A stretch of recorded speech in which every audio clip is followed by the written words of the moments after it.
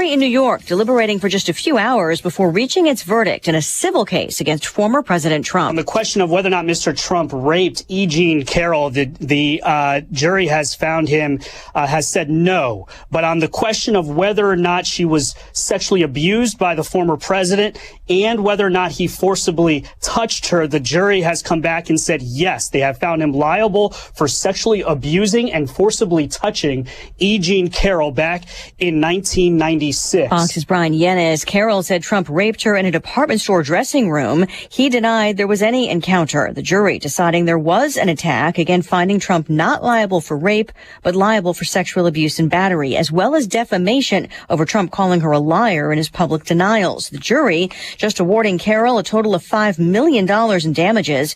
Trump calls the verdict a disgrace, and an appeal is planned. A high-stakes meeting at the White House. The top 4 congressional leaders due in the Oval Office at this hour, with the U.S. potentially less than a month away from defaulting on its debt. House Republicans passed a bill that would raise the debt limit but attach spending cuts. The president wants the debt ceiling raised with no conditions. What we're seeing from House Republicans, from MAGA Republicans, is that they are manufacturing a crisis. That shouldn't be. That shouldn't be. The president doesn't want to see this happen either. He doesn't want to see our economy held hostage. White House spokeswoman Karine Jean-Pierre also says a short-term raising of the debt limit is not their plan either, after House Speaker Kevin McCarthy said he would not be in favor of that. Stocks finish lower. The Dow down 56 points at the closing bell. The S&P and the NASDAQ also in the red. America is listening to Fox News. There are more identity threats than you realize. Even if you monitor your credit, only a little personal info needs to leak out, like your social security number or password. Or you to become a victim. LifeLock alerts you to threats you could miss. If your identity is stolen, a dedicated U.S.-based restoration specialist will work to fix it. No one can prevent all identity theft or monitor all transactions, but everyone can save up to 25% off their first year with promo code NEWS. Go to LifeLock.com. Newsmax is conducting an urgent poll asking if it was right for Fox News to fire Tucker. Do you want Tucker back on TV? Let us know what you think. Vote in the Newsmax poll. Just text us now. Text the word RESPOND to 39747. That's RESPOND to 39747. Let your voice be heard. Text RESPOND to 39747. Millions made the switch to Newsmax. You can too. Texting enrolls for automated text messages. Message and data rates may apply. Recapping the verdict, former President Trump found liable for sexual abuse, battery, and defamation, but not liable for rape. In a civil case, he vows to appeal, the jury awarding writer E. Jean Carroll $5 million in damages. Investigators in Texas say the gunman who killed 8 people at a Texas outlet mall before he was killed Saturday had no criminal history and appeared to choose victims randomly, though they also say he did express neo-Nazi ideation. Texas public safety officials just holding a briefing. The gunman had been kicked out of the Army during basic training in 2008 with mental health issues cited.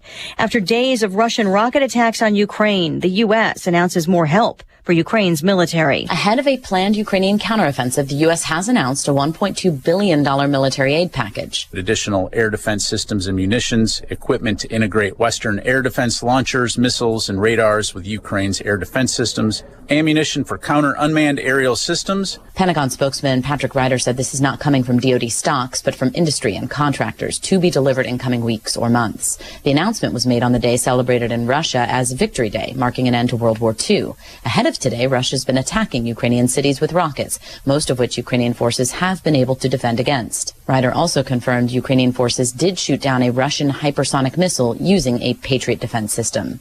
Jessica Rosenthal, Fox News. A Hall of Fame college basketball coach has died. Upon graduating from UCLA, Denny Crum went on to serve as an assistant coach under the great John Wooden, serving 2 stints on the Bruins staff before taking the job as head men's basketball coach at the University of Louisville in 1971. Crum would hold that post for 3 decades. Better known as Cool Hand Luke for his calm demeanor, Crum would lead U of L to 2 national championships and 6 Final Four appearances, cultivating a strategy of tough non-conference games for his Cardinals teams to prep them for March Madness. Fox's Matt Napolitano. Denny Crum was 86. I'm Lisa Brady, Fox News. Ignition sequence start. 5, 4, 3, 2, 1, liftoff. Check.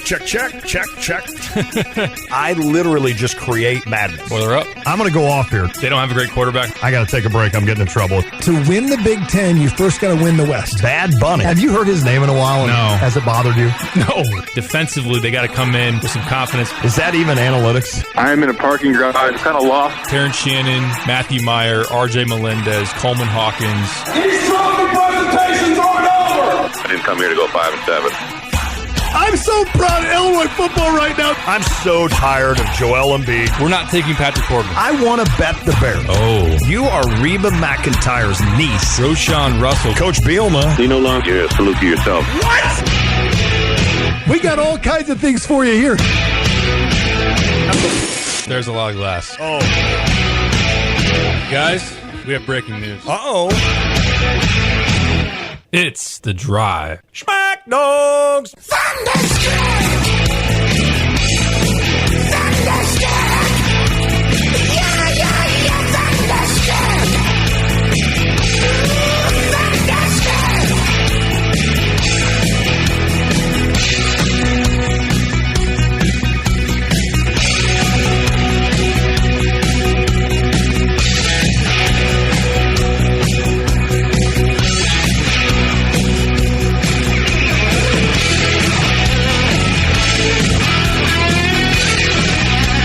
Hey, what's up? It's The Drive with Tay and Piper, Derek Piper, Kyle Tosk, Lante en route, who will be here at some point during the first hour.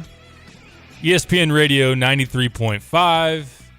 Beautiful Tuesday afternoon. Got some more baseball to talk. We'll talk Cubs-Cardinals. Game 1 took place there at Wrigley last night. Cardinals take the first one 3-1. We are going to see if we can effort some Wilson Contreras audio. I'll be honest, Kyle. First of all, how you doing today on a Tuesday?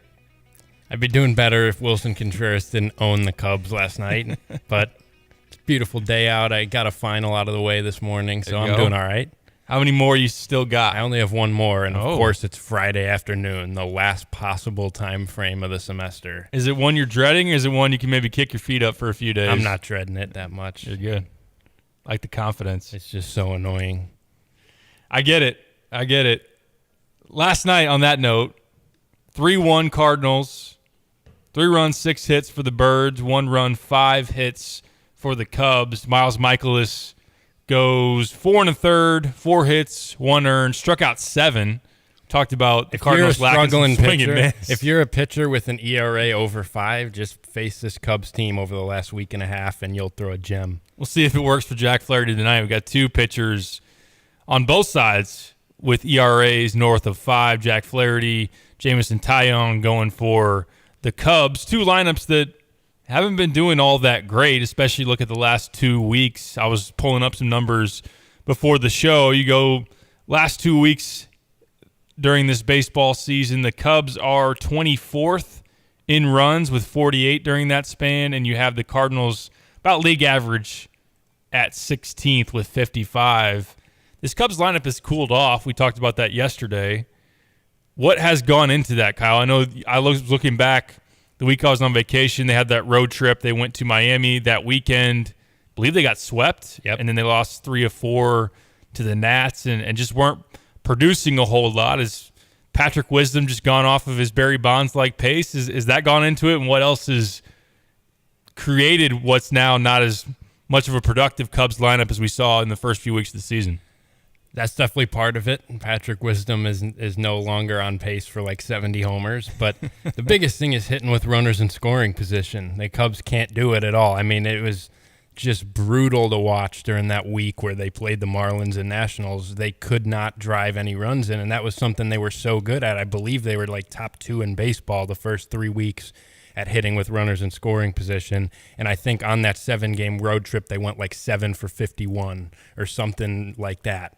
And that's really what it is, and it's just frustrating. They also just aren't slugging much at all. It's a bunch of singles, and then once you got first and third with 1 out, you're not driving anybody in, and there's just not a lot of power coming from this lineup right now. Like Dansby Swanson's got 2 homers this year, and while he's been obviously great in the field and he's been getting on base, he just is hitting for no power at all this year, and Seiya Suzuki's not hitting for any power at all. He's not hitting in general the last 2 weeks. He looks really lost up there.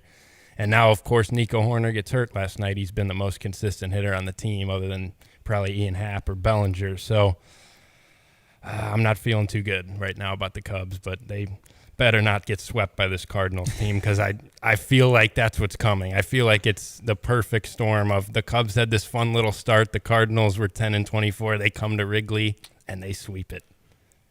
I like the narrative. I like the sound of that. We'll see how that plays out in the next couple of days. You mentioned Wilson Contreras. He gets a RBI double there in the top of the 6th. Drove in 2 of the Cardinals' 3 runs last night. 2 hits for him on the day. Of course, they're at the DH position, not catching. We'll see the next time that he catches. And there was some interesting comments that have come out from Adam Wainwright. I know that Jack Flaherty also has spoken about him and was part of what was an internal meeting between Ollie Marmol. I think John Mozeliak part of that too, and you got Waino and Flaherty involved in that as well. And Flaherty, within the last couple of weeks, had a comment about part of the issues with not getting guys out with 2 strikes is we're throwing pitches that don't make sense, and that seemed to be a shot at game calling and maybe something that Contreras is plugging there into the old pitch comm. But Waino said essentially taking blame on the pitching staff. Hey, this isn't a you thing, and this is pretty typical. And I don't want to do this again because, like I said, as a Cardinals fan, I'm pretty exhausted by it. Still think it's an embarrassment. Still think it's the wrong decision, at least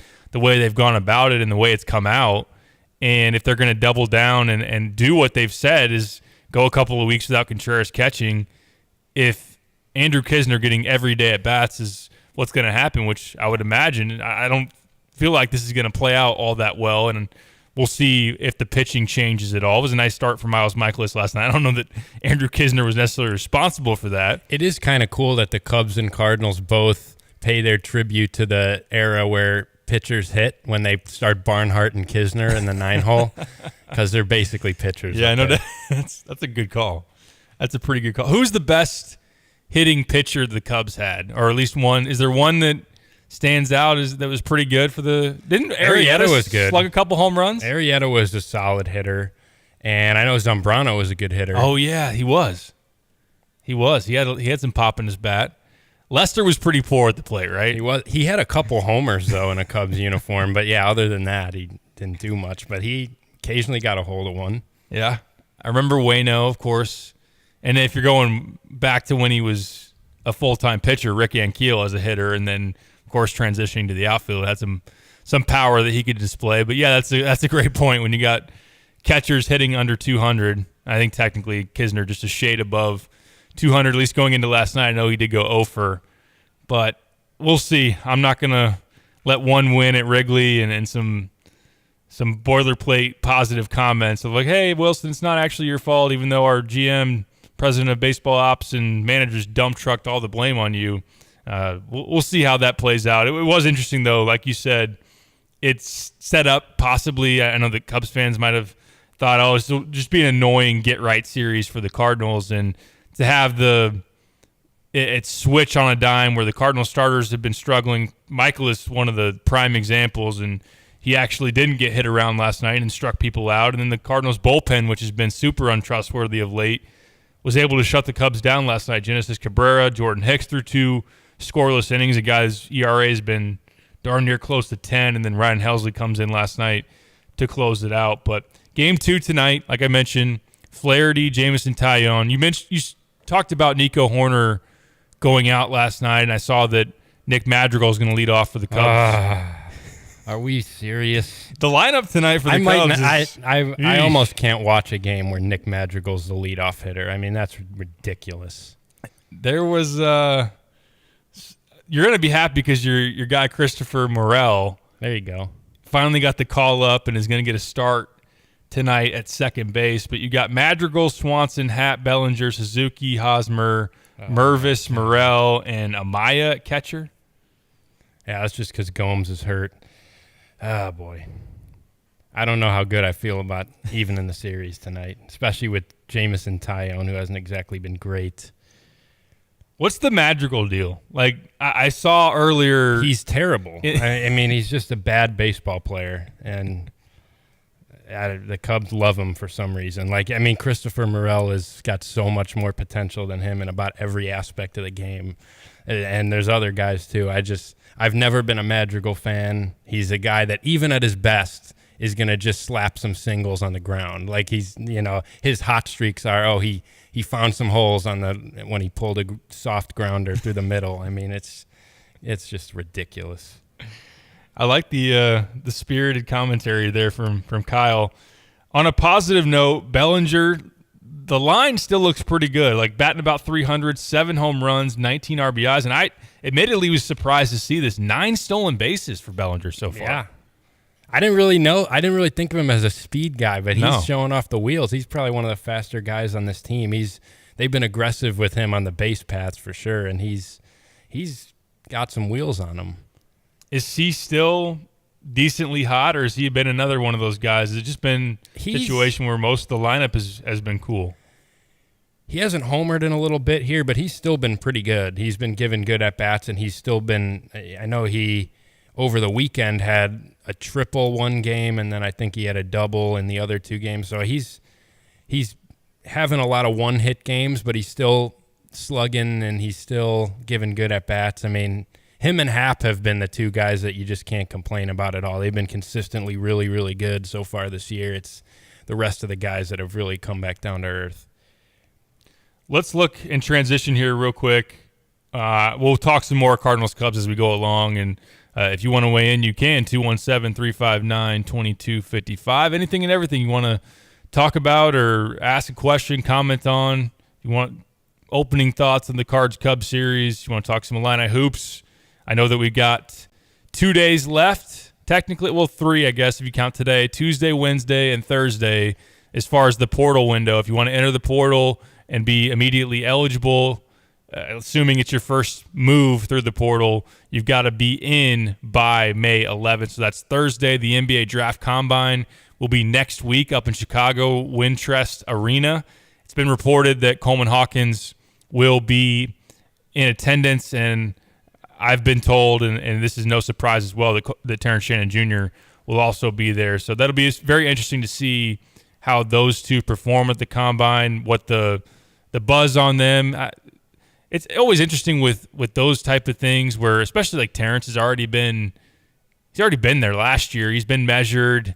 It's not like he's going to have a vertical jump that's going to surprise people. And just I wonder especially, I think that now we've seen it more prevalent with some guys will decide not to play the 5-on-5, and maybe there would be situations where, not to say that you can't still go out there and impress and maybe swing your stock a little bit one way or the other, but I would imagine for the most part it's scouts and GMs having their mind pretty well made up on what a player looks like based on their feedback or just their studies of their collegiate season. But we'll see how that moves going into next week and the rest of the way through May. You have until the end of May to pull out of the draft and go back to school. So that is something to continue to monitor.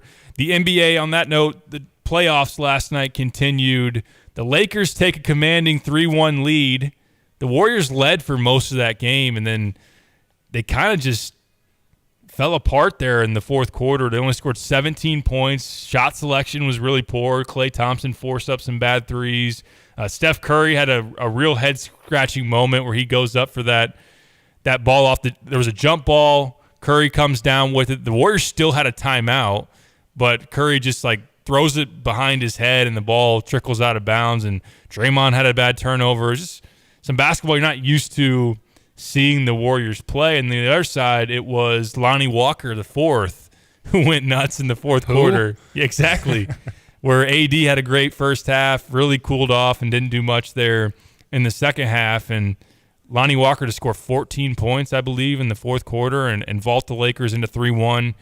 No one's going to fully count out the defending champs. Going back to Oracle, of course, still have that game. If they were able to go 3-2 back to, I know it's not Staples Center anymore. I think it's like Crypto Arena or whatever. I'll still call it Staples. As long as Jack Nicholson, who was back on the sideline last night, it was pretty cool to see Jack back there. I'm calling it Staples Center. But what do you think of the Lakers now 3-1, a team that, and again, I know that we don't cover the NBA super prevalent, but they look like they were in real trouble through the middle of the season, and now maybe a team that is steamrolling towards the Western Conference Finals and maybe a finals contender after all.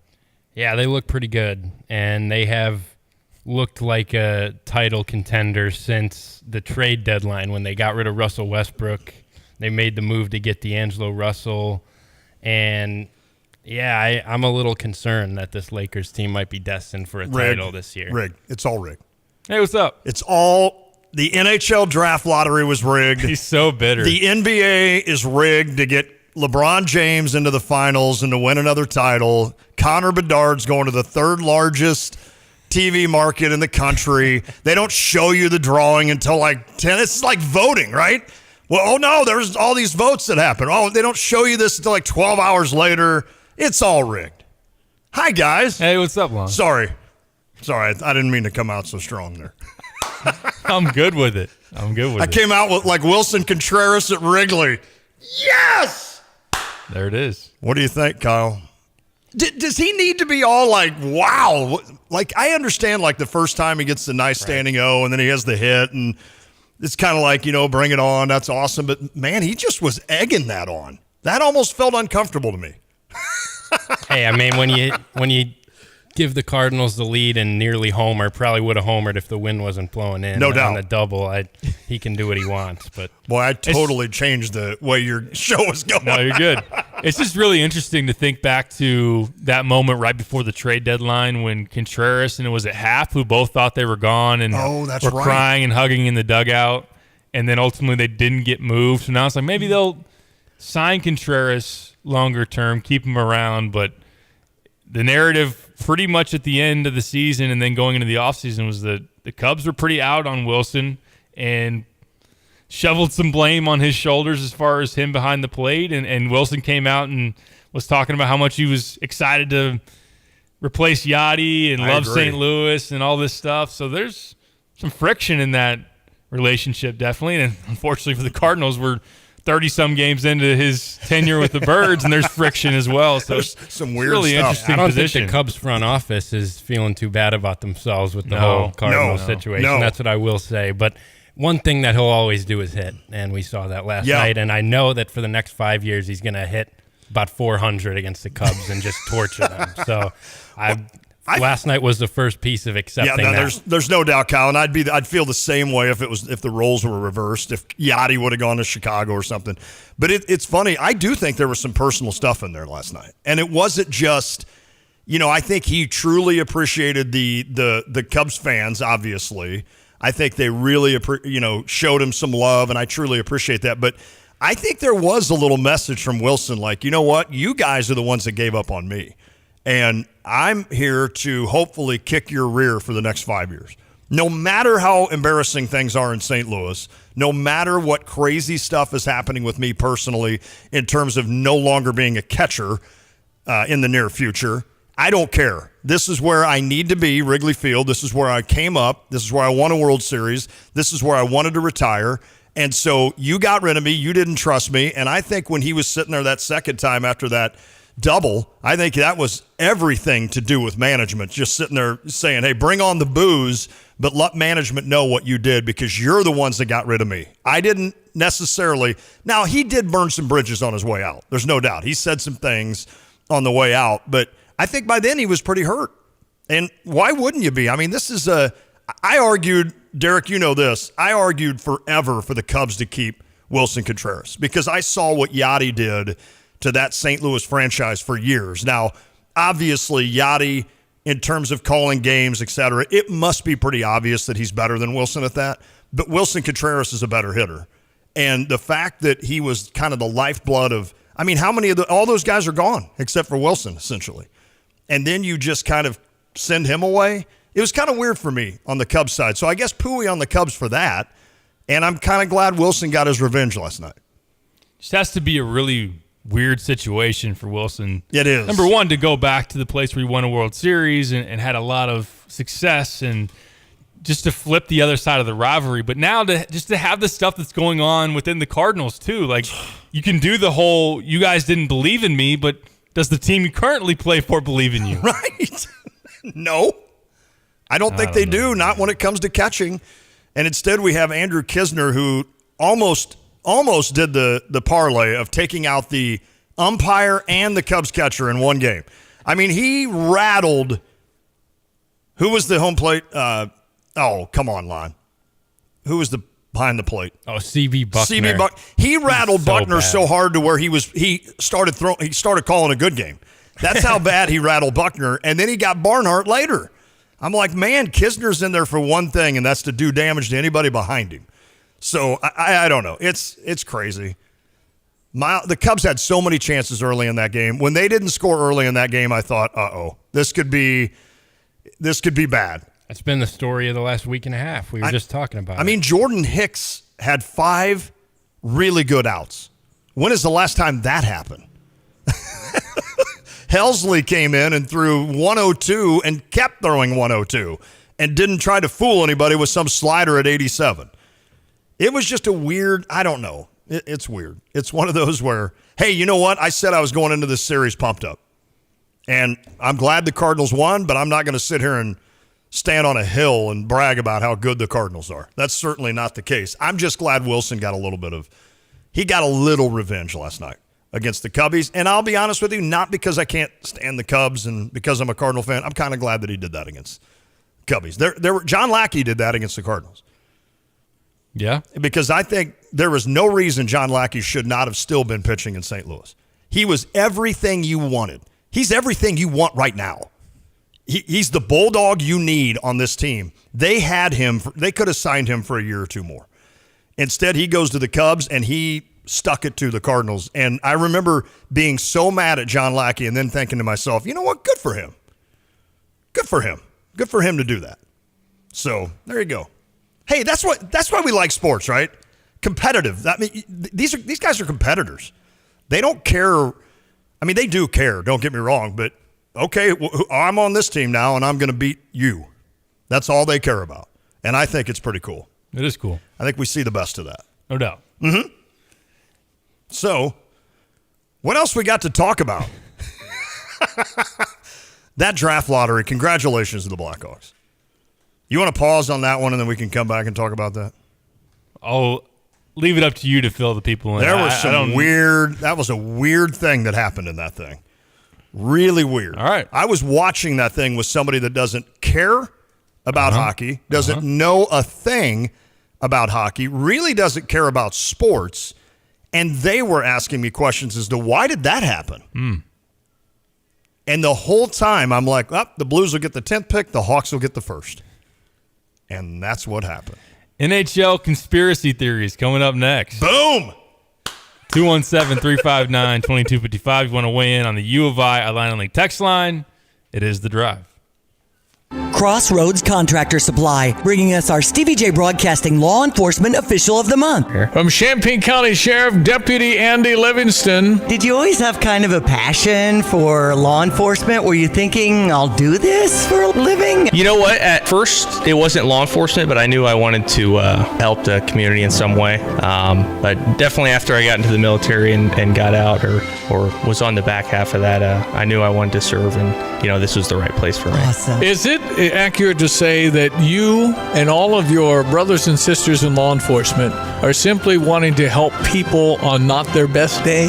Absolutely. I mean, majority of the people we deal with it's their worst day ever. So, people say, a lot of officers say the reason they join is to help people. It's a cliche answer, but it's a genuine answer at that. Crossroads Contractor Supply, delivering within a 150-mile radius of Champaign-Urbana, supporting our Law Enforcement Official of the Month.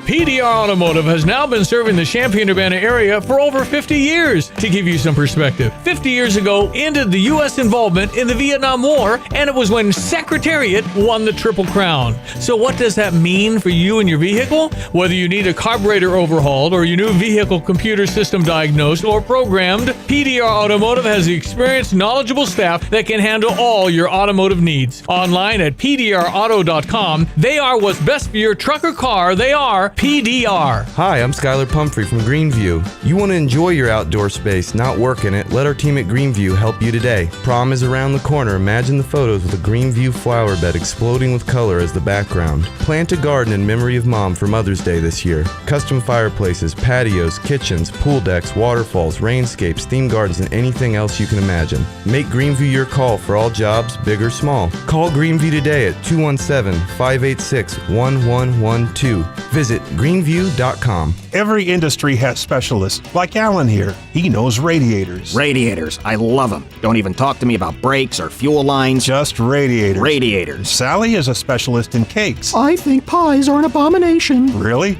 Pies? Yuck. Then we have Dick Van Dyke Appliance World. You know what they're great at? Appliances.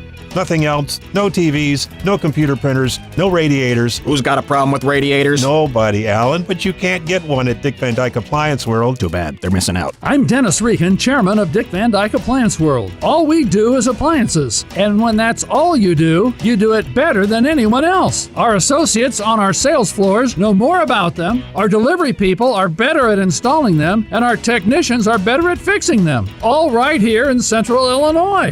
Wow! I can't believe you don't like pies, though. What do I look like, some kind of a peasant? No. Cakes are really the best thing. Van Dyke Appliance World. When you buy from us, you get the whole store. I've got to clean out this garage. Let's see. What's the cheapest and easiest dumpster service in our area? Here's what I found. The doggy bag. Think she's broken. I'm not looking for takeout. Siri, try again. The doggy bag from Bulldog Disposal in Mahomet. Doggy bag? What's that? If you got junk that needs to go, but you don't want the hassle of having an enormous dumpster delivered, grab a doggy bag, keep it as long as you need. They'll come take it away. For more information, just visit bulldoggybag.com. That's bulldoggybag.com. We've all spent plenty of time in our outdoor living space, in the backyard, hanging out on the patio, and grilling out. You've noticed it needs sprucing up. Let the experts at Greenview Landscaping help. From the perfect outdoor kitchen, fire pits, lighting, or patios to beautiful perennials, trees, and shrubs, Greenview's award-winning designers and professional staff have everything needed to make your outdoor living space perfect. Contact Greenview Landscaping at greenview.com or 356-2020. Hey, Illini fans, it's Georgia B. Catch my boys Lante and Derek Piper weekdays from 4 to 6 on The Drive. Boom, boom, brr.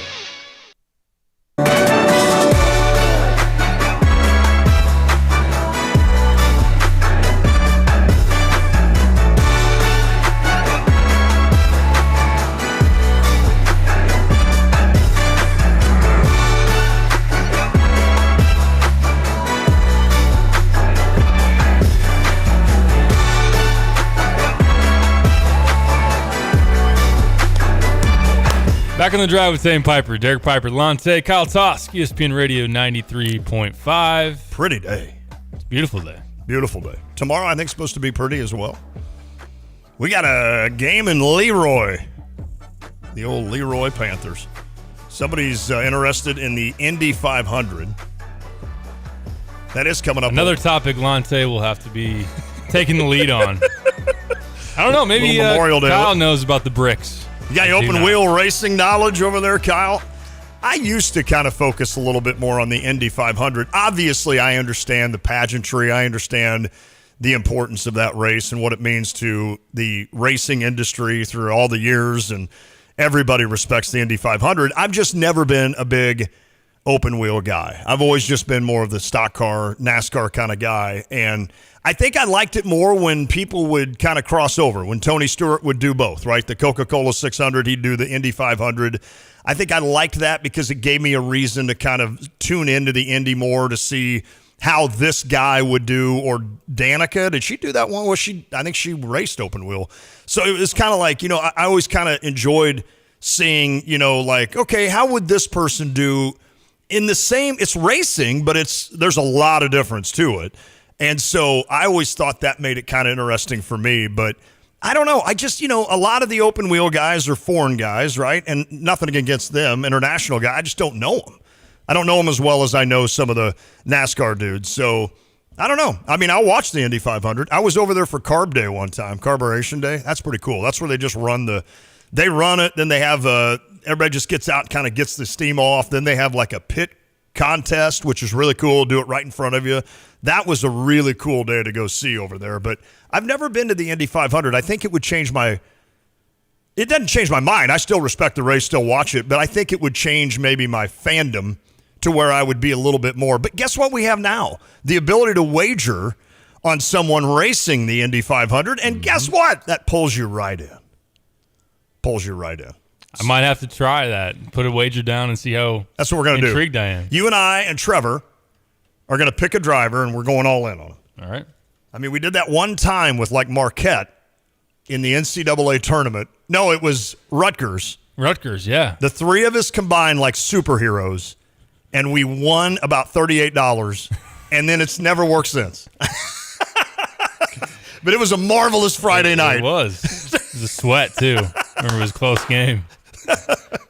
All right, NHL draft lottery. Yeah, let's hear what went down. So what happened is, obviously, teams like the Blues had a 3.5% chance of winning the first pick. So very, very small chance. Blackhawks had a decent chance of winning the first pick.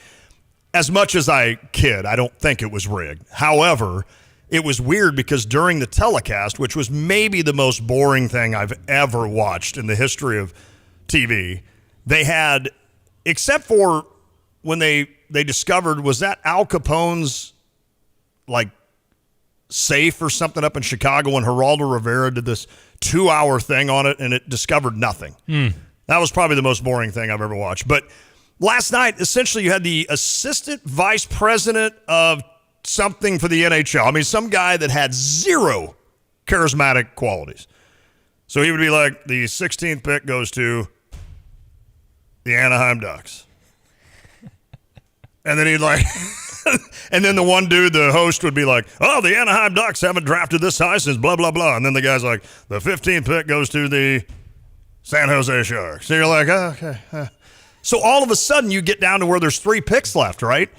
And you're like, okay, when we come back, like ESPN starts the promo, like when we come back, the top 3, final 3 picks, who's going to be the number 1 pick? And then all of a sudden it triggers to some weird, like something went wrong to where they show Columbus, who was the favorite to win the first pick.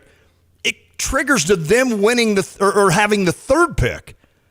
It was so awkward. Like the host said, well, Columbus won't get the 1 pick. They've got the 3. And then it went to commercial, and you're like, wait, hold on a second. And then they came back, and then, of course, the Blackhawks get the 1 pick. And it's like, interesting. So it's not like the NBA where they actually showed the ping pong balls? They didn't show it. Now, I got on YouTube today. They do that in the NBA, right? They showed the ping pong balls or no? They used to. I don't know if Maybe they show don't. the ping pong balls. I think a guy just shows a card with the logo on it. Oh, so maybe they do the same thing. I haven't seen the NBA in a while. The idea behind it, and I guess this was true, is that Gary Bettman, who's the NHL commissioner, and some weird-looking dude that was standing by, it looked like they were in Villa Grove, Illinois at bingo night, and this guy had this little box that has 3 buttons on it, and in the background, you got to YouTube this later. In the background, like the balls would be flying around, and you hear somebody go, draw! And the kid would hit a button, and the ball would go straight to the top. Bettman would pick it up and go, or no, the kid would pick it up, and Bettman would struggle to see it, and then would yell out to people you don't even see in the room, 5! So then that goes on for a while, and then he walks over to this nondescript dude in a suit that's writing stuff down, and he goes, do we have a result or something? And the guy goes, Chicago Blackhawks. And Bettman's like, the Blackhawks get the 1st pick. And you're just like, am I watching a Saturday Night Live skit? It was you guys have to YouTube this thing. And just fast forward through the first 16 or, whatever picks. I found it already. We'll watch it at the break. Oh, it is just brutally horrible. So technically that went on ahead of time so that they knew the order. It's just, look, I mean, people are upset. People in Columbus are upset. People in Vancouver are upset that they both have better odds of getting the pick, and somehow an original 6 team that is in the number 3 market in the country happens to land it after having about an 8-year stretch where they haven't been very good, and ticket sales have been down. And then all of a sudden, Chicago's ticket sales, they had like a $2.5 million hike in ticket sales in Chicago. And that helps, obviously, with ratings. So There's everything you want to be there if you want to think that this is rigged. Everything. I got on YouTube, I Googled it, and there were articles all over Canada, all over America, talking about how this thing is rigged. ESPN proved it was rigged. I don't believe it.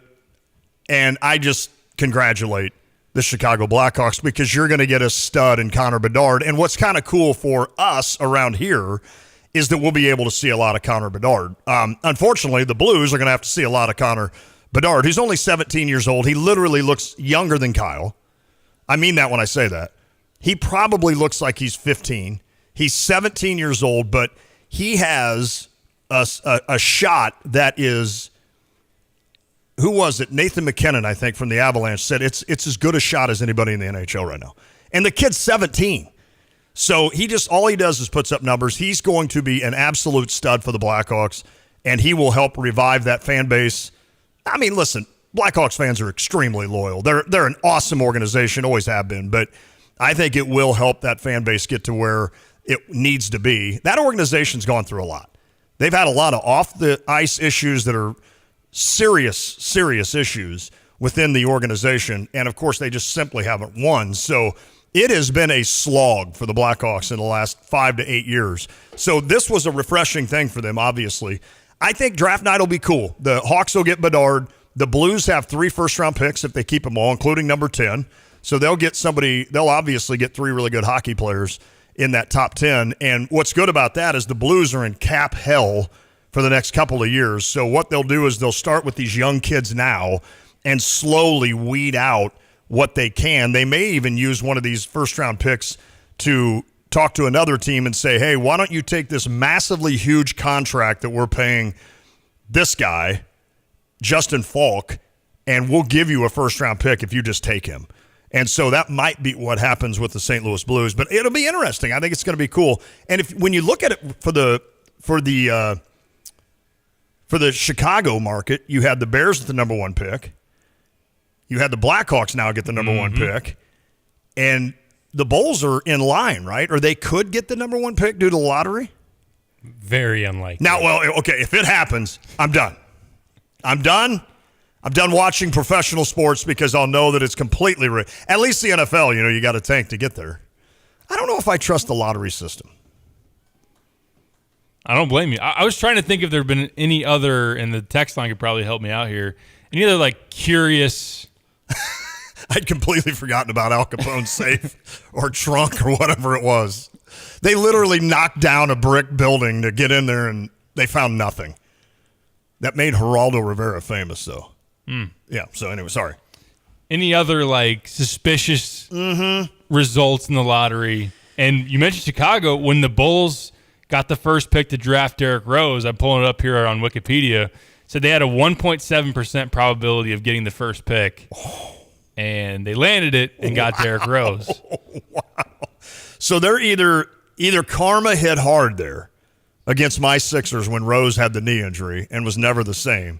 Ouch. Or Chicago's just a very lucky sports market for when it comes to lottery. You guys rule the lotteries. I'll put it that way. Maybe. You guys are the king of the lottery. Although the Bulls had a long stretch of recent where they should have gotten within the top 5, right. And they picked 7 5 years in a row. I remember that. I remember that would have been nice to catch a break, get Luka Doncic. You guys were always right outside of if there were 5 good guys, you pick 6th, or if there were 6 good guys, you pick 6th. It's like anybody's NFL football fantasy draft. You draw the 4th pick, and in your mind there are 3 studs in the NFL, and you just got screwed. That's how it works, right? That's exactly how it works. I will say on the Rose front, there was never anything fabricated or doctored as far as he went, Yeah, I agree. ACT scores or when his brother anything along those lines. When his brother all of a sudden, we want to visit the Assembly Hall. Now, why? Why do you want to come to Illinois now? Not come to Illinois. Why do you want to come? You want to hear 16,000 people cheer for Derrick Rose, and then you're still going to go to Memphis. That was, what was his name? Reggie? Reggie. Reggie Rose? That's right. Wonder if NIL was implemented then, I wonder if it would have been a different story. Oh, my goodness. I'm guessing North Carolina or Duke.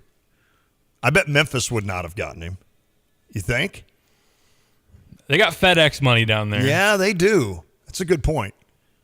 Champagne's got shot money, right?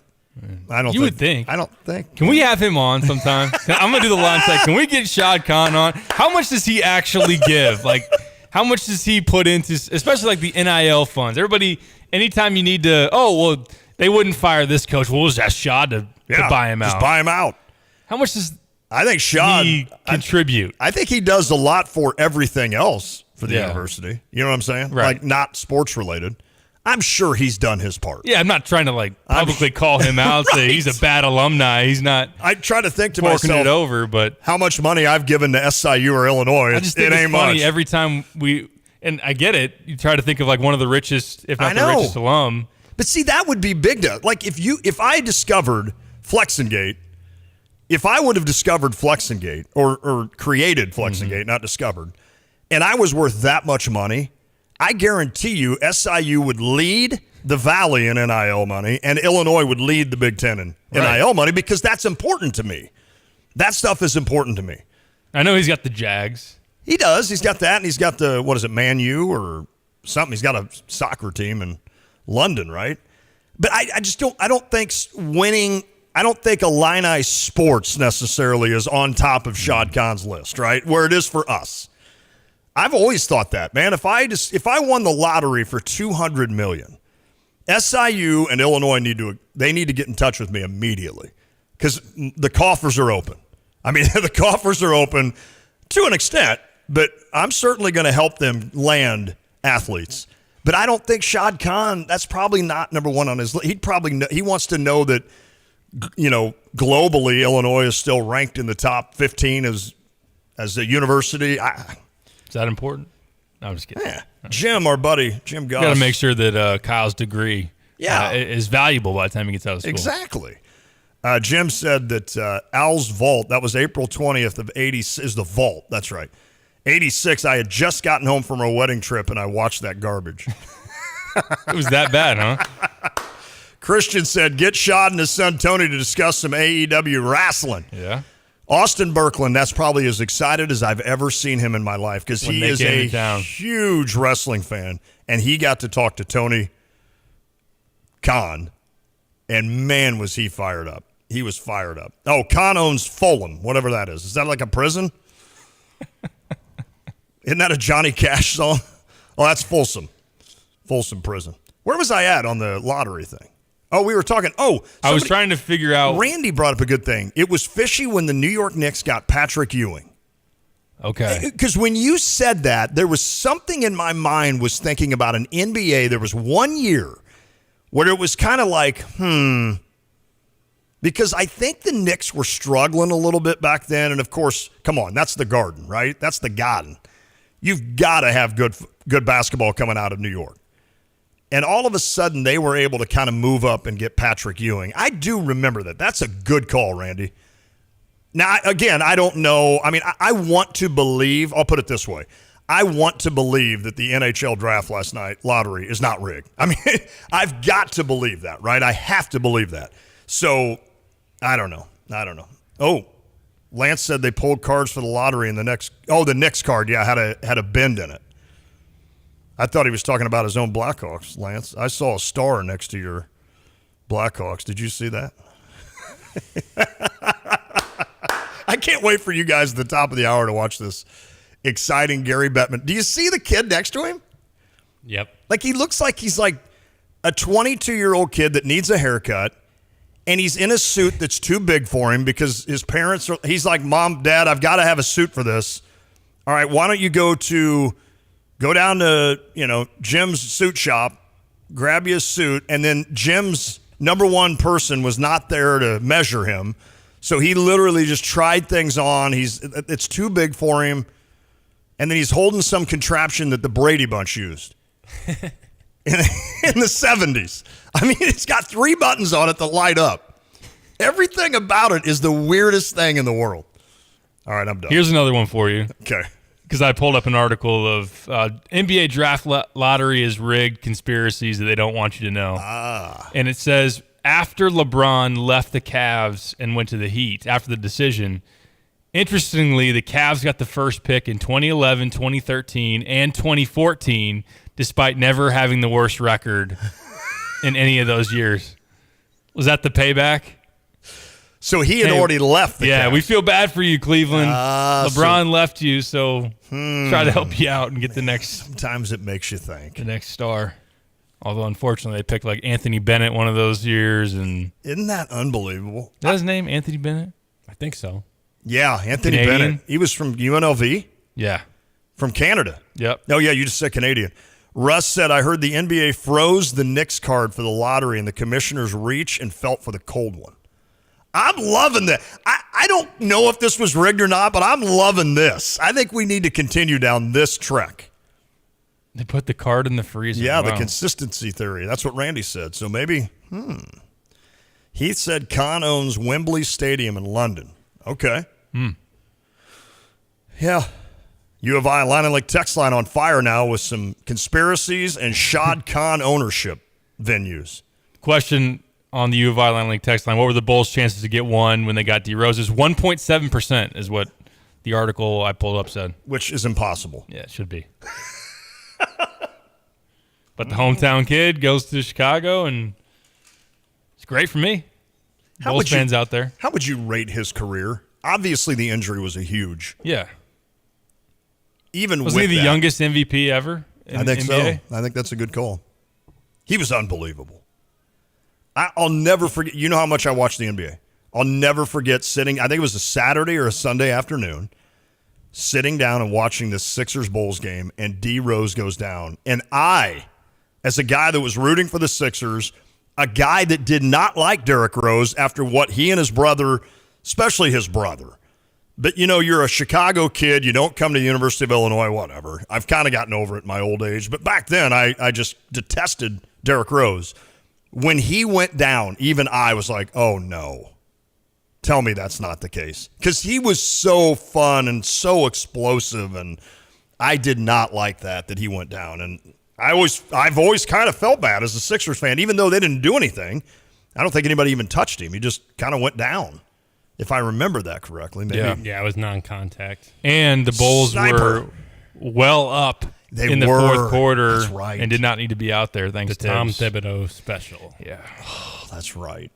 No, he was amazing. He was amazing. He's one of the most explosive players that I can remember during 30 years I've been watching basketball. Not that Derrick Rose is small by any means. He's built, he's not tall by any means, but he could just do things that you expected a 6'8" guy to do. I mean, the way he could, it was incredible. What year did he get hurt? Like his third year, fourth year? I think it was his fourth. And he I ended think he won the MVP his third. And he ended up playing how many years in the NBA? I mean, He had a little bit of a resurgence. He left the Bulls and was pretty darn good for the Timberwolves and then the Knicks. He had a good year Knicks. for within the last few seasons. That's right. I mean, you got to give him a lot of credit that he battled back from that injury. For a guy that needed explosiveness, he wasn't some dead-eye shooter. He can make shots, but he needed that explosiveness to be the Derrick Rose that he needed to be in the NBA. So you got to give him credit for battling back and making a career out of it, of what he did. That shows you how good he was. No doubt. That he was able to do that. He was probably the only reason post-Jordan, which I was young back then, but still, since then, that I would watch consistently like NBA games start to finish. That makes sense. Nowadays, I don't. Maybe playoffs, maybe. I've watched these Sixers-Celtics games. Yeah, these playoff games, definitely. But while college basketball's going on, I'd rather turn on Big Ten Network and watch Indiana and Coppin State. Isn't it crazy how long basketball is on all year? Like, college basketball ended a month ago, and we still have another month. Maybe is it about a month? Yeah. Because it'll be you June. still got the finals of each. Yeah, that's right. Wow. So basketball essentially runs from October to June. Is that right? Yeah. July, August, September. I have to do it in my head. So 3 months a year we don't get basketball in this country. That's pretty. I've never thought of it that way. Of course, when does college? Well, college football starts end of August into September and ends into September. Ends in January. Yep. And then the NFL ends in February. Yep. All right, so you don't have as much of a. They don't keep playing, in other words, after. In baseball But this we have year, the USFL. from March until October. Yeah, that's true. We've had a World Series going to November too. We did. Thank goodness for that World Baseball Classic because the Cardinals left that on fire. How many times did I hear that for 2 weeks? The Cardinals have the most players in the World Baseball Classic. Did you see what Tyler O'Neill did in pool play for Canada?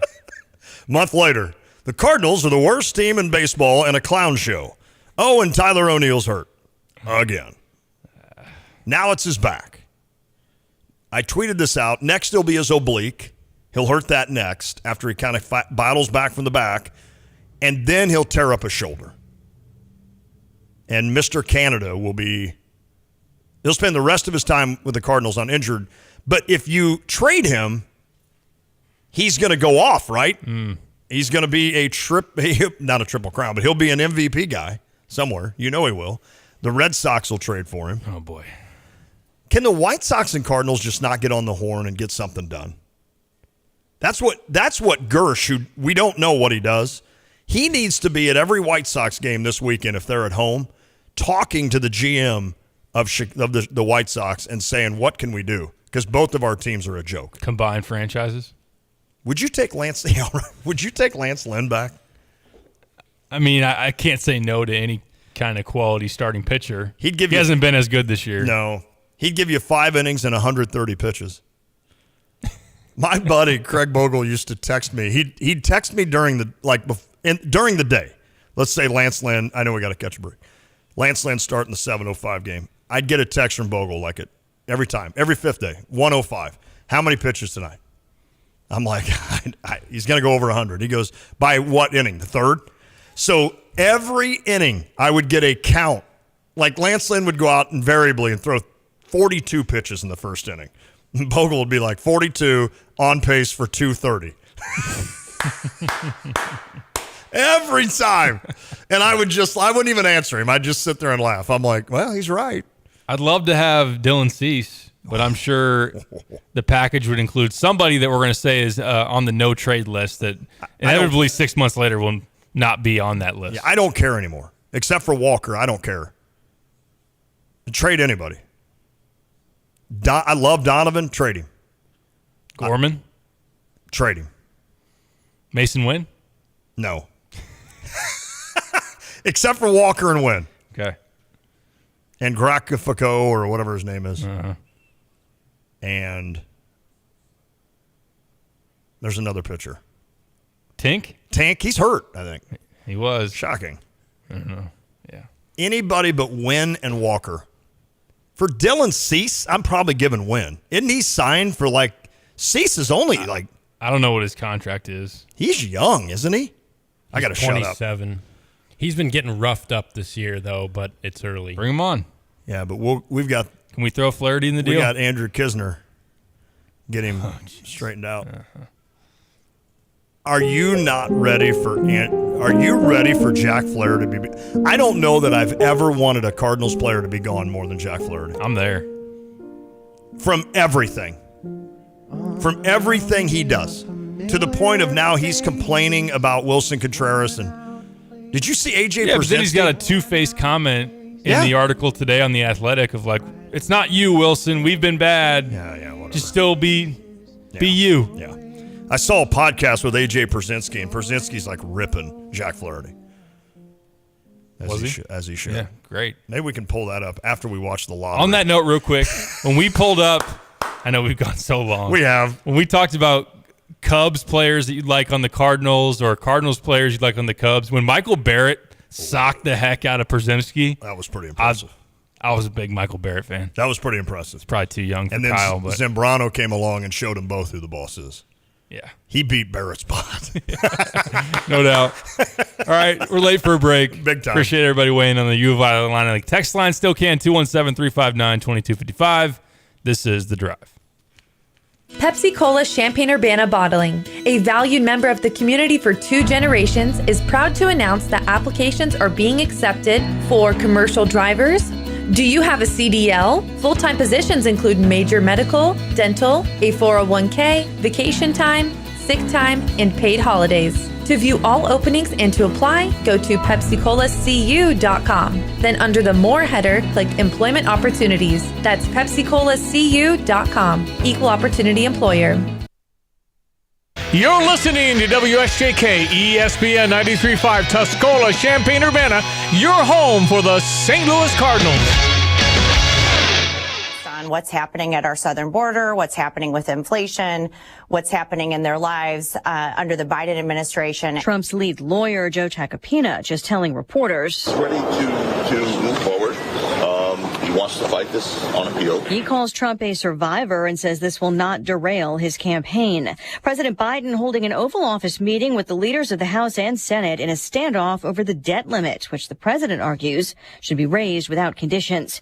Texas investigators just holding a briefing on the gunman who killed 8 people at an outlet mall last weekend. Mauricio Garcia was killed before he could take more lives in Allen, Texas. But Hank Sibley with the Department of Public Safety said Garcia had the weaponry to do so, with 8 guns in his possession. 3 on his person, and he had 5 in his vehicle. All legally obtained. Garcia also had no criminal history. The history he did have, Sibley said, centered around neo-Nazi beliefs. He had patches, he had tattoos, even his signature, verified that. DPS stopped short of calling the killings an act of domestic terrorism. Fox's Gernal Scott. Just getting word that the oldest member of the U.S. Senate, California Democrat Dianne Feinstein, is heading back to the Capitol after a nearly 3-month absence for health issues. The 89-year-old has already said she is not running for another term.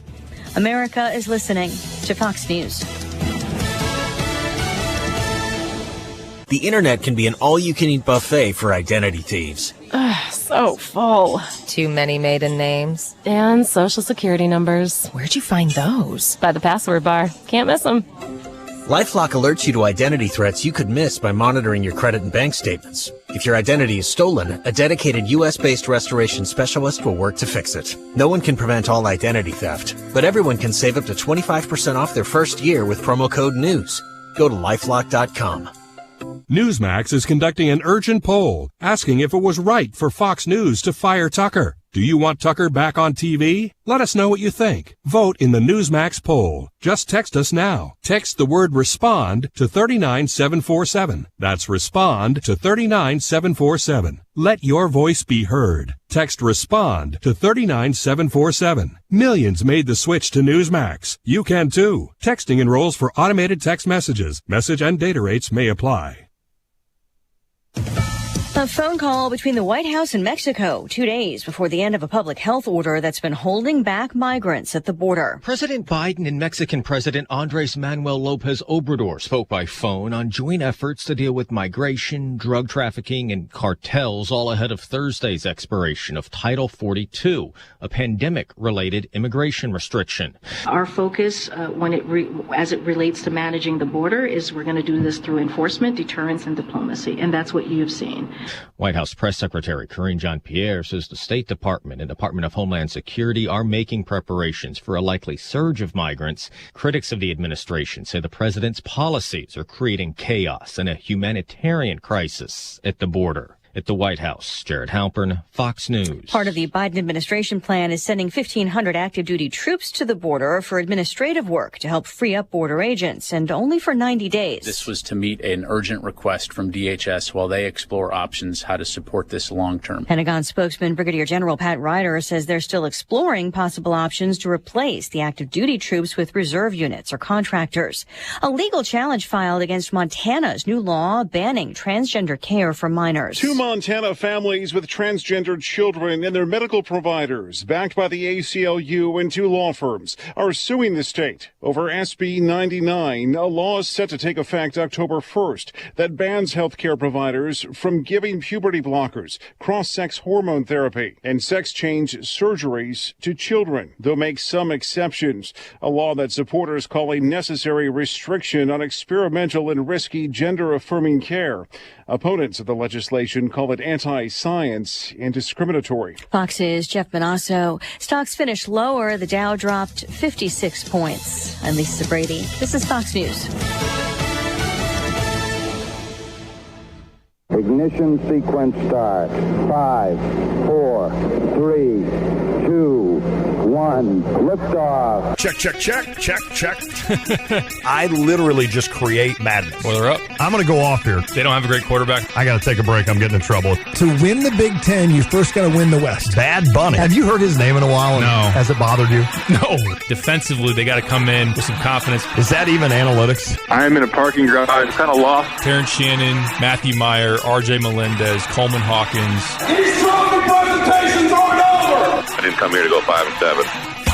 I'm so proud of Illinois football right now. I'm so tired of Joel Embiid. We're not taking Patrick Corbin. I want to bet the Bears. Oh. You are Reba McEntire's niece. Roshan Russell. Coach Bielema. You no longer salute to yourself. What?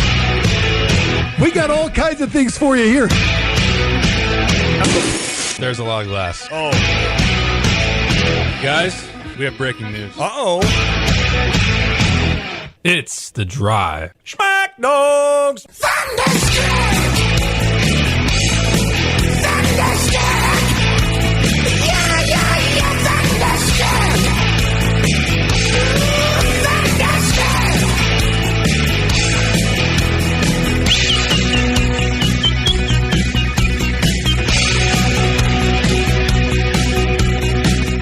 Back on The Drive with Tay and Piper, Derek Piper, Lon Tay, Kyle Tosk, ESPN Radio 93.5. Just witnessed, I don't know what I really witnessed.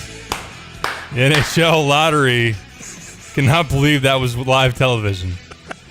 Good Lord. I owe the kid an apology. He does look like he has a haircut. And the suit looks tailored. So I apologize for throwing him under the bus with that. It is the most insanely boring thing you will ever watch. Doesn't it look? That's how they picked the first pick in the lottery in the NHL. Oh my Lord! And again, at the very end, you just see some guy named Scott. You didn't even know he's in the room. Scott at the desk. You didn't even know he's in the room. And Gary Bettman just walks over a little bit. Oh, there's Scott. Scott's in a nice blue suit. He looks official. Looks like an accountant. Scott, what draft order then? What sequence order does that make? Anaheim. And then Gary Bettman, like the idea there would be up, which means the Chicago Blackhawks have the number 1 pick. Instead, Gary Bettman goes, Anaheim has the 2nd pick. And then he shuffles through his paper for a minute. I saw somebody when I was reading. Yeah, he had 5 pages that he just kind of shuffles back and forth. I saw somebody on the comments on YouTube said, can somebody get Gary Bettman a clipboard? So he just sits there and shuffles through these papers and then goes, Chicago has the 1st pick. And that is the draft lottery. Please stay in your rooms. Don't communicate. Don't tell anybody. This is announced on, look down at the paper, ESPN. Oh, my goodness. And then it wasn't like ESPN at 7 o'clock Eastern, or 8 o'clock Eastern, 7 o'clock Central. I mean, there's zero professionalism in this. He's like, in a little bit. That's what he said. On ESPN, in a little bit. All right, boy. Thanks, Gary. Thanks for getting us going. Hey, I just saw Denny Crum died at 86. Former Louisville coach. Very good coach. Won the national title the year with Never Nervous Purvis Ellison. That would have been, what year was that? That was, Illinois had some good battles against, well, in 89 we had to beat, right, Louisville to get to, no, 05 we beat Louisville. Of course, yep. Denny Crum wasn't coaching then, but. That would have been Rick Pitino. Oh, gosh. Denny Crum won 2 national titles in the 80s. My fault. Played ball under John Wooden at UCLA in the 50s. Did not know that. That's pretty cool. Led the Cardinals to the Final Four 6 times, winning national titles in 80 and 86. Made the NCAA tournament 23 of his 30 seasons. Oversaw Louisville, get this, move from the Missouri Valley Conference to the Metro Conference to Conference USA, and his teams won 15 regular season conference championships across 2 different leagues. They were in the Valley? Yeah. They were back in the day, man. That was awesome. Crum became the second fastest coach to win 500 games, nicknamed Cool Hand Luke for his calm demeanor. He was really calm. He had a 675 and 295 mark at Louisville, and he retired in 01. That's a great career. That is a really good career. So, yeah, he was a hell of a coach, Denny Crum. So there you go. That's too bad. Those are the kind of things that happen that make you feel old. Like, because you don't even know Denny Crum. No. But for me, that's... Or never nervous. Purvis Ellison. Yeah. Never nervous. So I'm trying to think like Denny Crum to me, because he was winning titles in the 80s when I was, 10?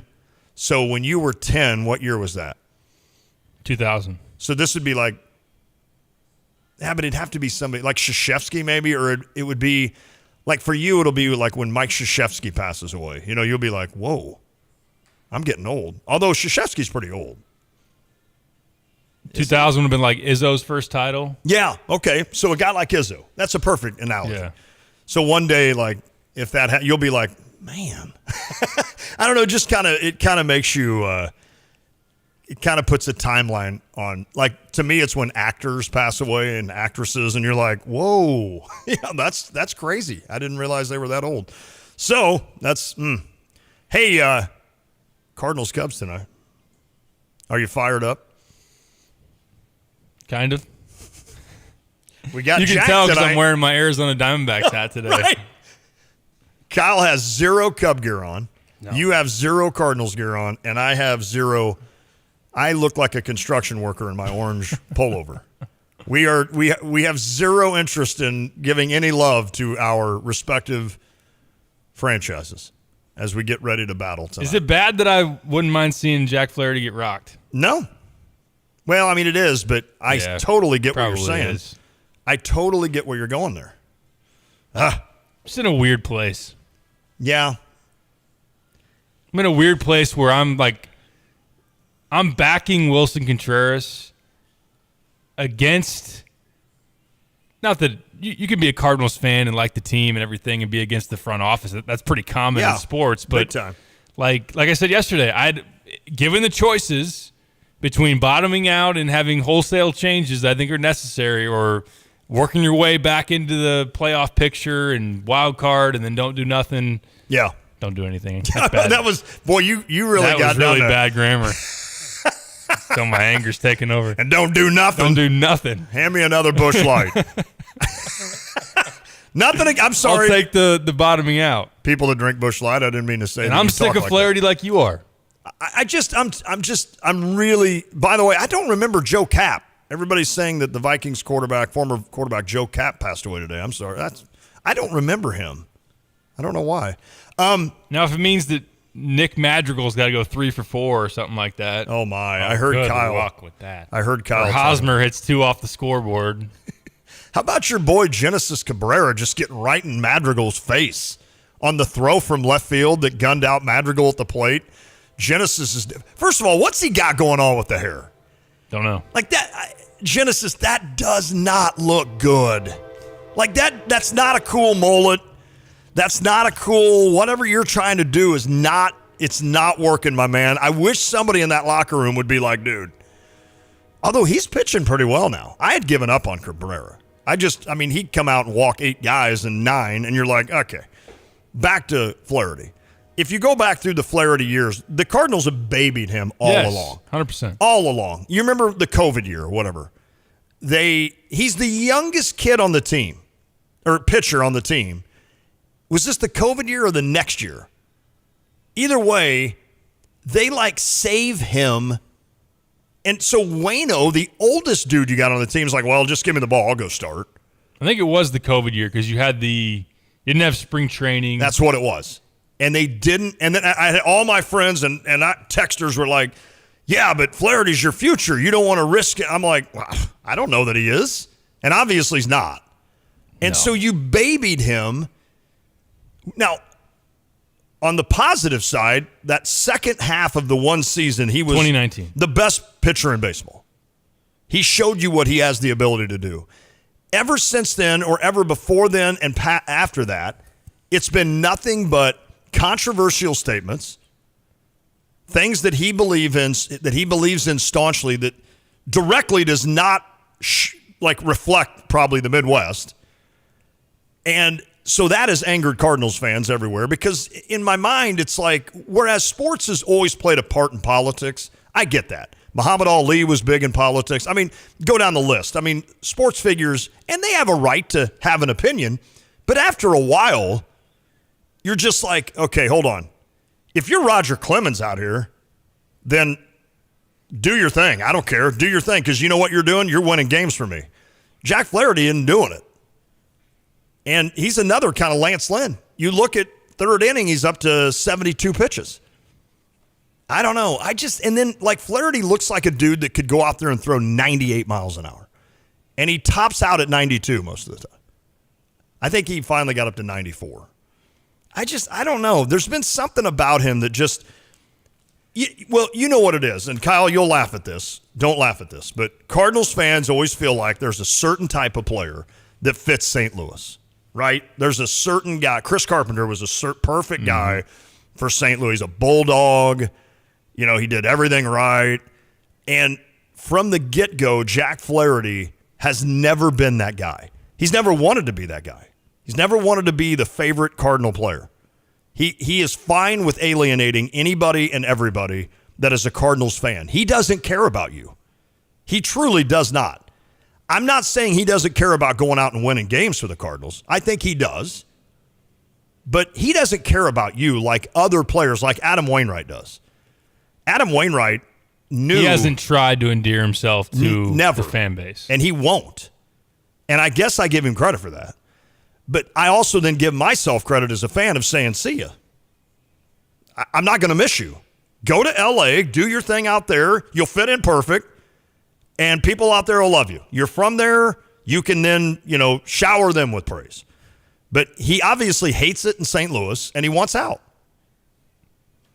It's fine. And I think he just, in a quiet way, he shows his displeasure with being on the St. Louis Cardinals. And that is something that has never happens. That never happens to a Cardinals. I mean, usually we hear all about, oh my gosh, I came here and realized how great it was. These fans are incredible. And does that get a little bit overplayed, tiresome for people on the outside? I mean, how often do we hear that from Larry Walker to Lance Berkman to, oh my gosh, I never realized how great I knew it was great. I don't need necessarily to be overcompensated for my fandom, but Jack Flaherty just simply won't go anywhere near that. And that's fine. But I think Jack Flaherty to me is the perfect analogy for John Mozeliak. It's time. Does that make sense? Yes, 100%. It's time for a change with Jack. It's time for a change with John. And don't let last night's victory change our tune about, oh, look out. We've won 2 in a row. I mean, come on. It's a long season. The Phillies were in a bad place at this time last year and obviously rallied and went all the way to the World Series. I'm not saying it can't happen. The Wilson game at Wrigley changed everything. It'll be a 30 for 30. There's a lot of issues. This Cardinals team and pitching. There is plenty first of time. And foremost. And I just have no faith that they have the front end talent in the rotation to do it. That Flaherty's going to be the ace. That Miles Michaelis is going to turn it around and be of all-star caliber and so on and so forth. I think the bullpen will still be unreliable. And Flaherty's just so much unrealized potential. So many injuries. So much babying him when he comes back from injuries or trying to prevent future injuries. And, he's just got this little bit of arrogance to him, a little bit of this cool guy. And that rubs people the wrong way, too. And, he's been vocal about certain things. And I don't really put too much stock into in some of the off the field whatever. I mean, it hasn't bothered me a whole lot, but the Contreras thing and him being one of those that pointed the finger at the game calling and all of that while he was getting roughed up. I mean, I don't like that. It's just simple. If you would have come to me and said, Lon, have you seen any stories today about the Cardinals? No. Okay, a pitcher came out and said this about Wilson Contreras. I'd be like, Jack Flaherty. I mean, that's how bad it is. I know exactly who it is. And that's what really... When he gives up 10 runs and then gets quoted as saying, with 2 strikes, we were throwing pitches that didn't make sense. Yeah. Yeah. He's trying to point the finger at somebody else. I agree. A 217 on the U of I Atlantic Link text line. Greatest fans in baseball lead the league in booing this year. It's actually Oakland, but there's only 8 guys there, so you can't really hear it. But they actually boo the most. No, I agree, and I'd be booing too. That's what makes them great. They know when they're not watching what we're used to. It's different. The Cardinal way. Don't hear a lot about booing at Busch Stadium. No, you do not, and I agree with that. They won that game last night with nothing out of Paul Goldschmidt, and nothing. Arenado got scratched. And Arenado got scratched. What happened to him? Do we know? Don't know. Do you have the runs? Could have been, or he might be auditioning for catcher. Did he have what was the pitcher that started against the Cubs in the playoffs and he had the poops? Jaime Garcia. You always bring this up, and honestly, I don't remember it. Yeah, he was having stomach issues, and he decided to go ahead and take the mound, which it's like, I think in that situation, I'd be like, Coach, I don't know, man. I can't just run off the mound. That was before the pitch clock. Of course you could. I agree, though, with Mitch. Nolan Arenado, I mean, he does lead the team in RBI, but certainly Arenado is a guy that is frustrated. You can tell that. What was the trip where he was giving away his bats to fans? He's like, here, take these. Did you ever see that? No. There was like a camera from the locker room, and Miles Michaelis was there they had won a game. Like literally stopped like a 6-game losing. I think it was the West Coast trip. And Miles, as they're coming into the clubhouse, into the clubhouse, he's giving high fives to the players, because Miles is just weird and he just moves on from whatever ails him. And then you see Arenado come around the corner with 3 bats, and he gently kind of pushes him towards the fans, almost to say, those aren't working for me. So I'll see if you can get a hit out of them. It was just kind of weird. Yeah, Randy said, wave the catcher off if you don't like the pitch. That was essentially what A.J. Pierzynski was talking about today in that he does this show with Lorenzo Cain and then some dude that's got huge biceps. I don't know who it is, but and essentially what he was saying is Prince Fielder? Yeah, no, it's not a former player. So he's the dude with the big biceps, the only non-player, former player. But Pierzynski's like, hey, you got that little, and it was funny how he did it. He goes, you got that little video game, and he's tapping the back of his hand. He's like, he goes, why don't you call the pitches, Jack? And he said it right. There are a number of pitchers that do that. Yes. They have not that both sides don't have it, but they're the ones like Zach Greinke and others are programming what they want to pitch, telling the catcher what's coming. Totally agree. I'm skipping all around here, but I was right. The 630 said Illinois beat Denny Crum and senior never nervous Purvis Ellison in the Sweet 16 game to make the Elite 8 in 89. That's right. Then they beat Syracuse. To make the Final Four. That's right.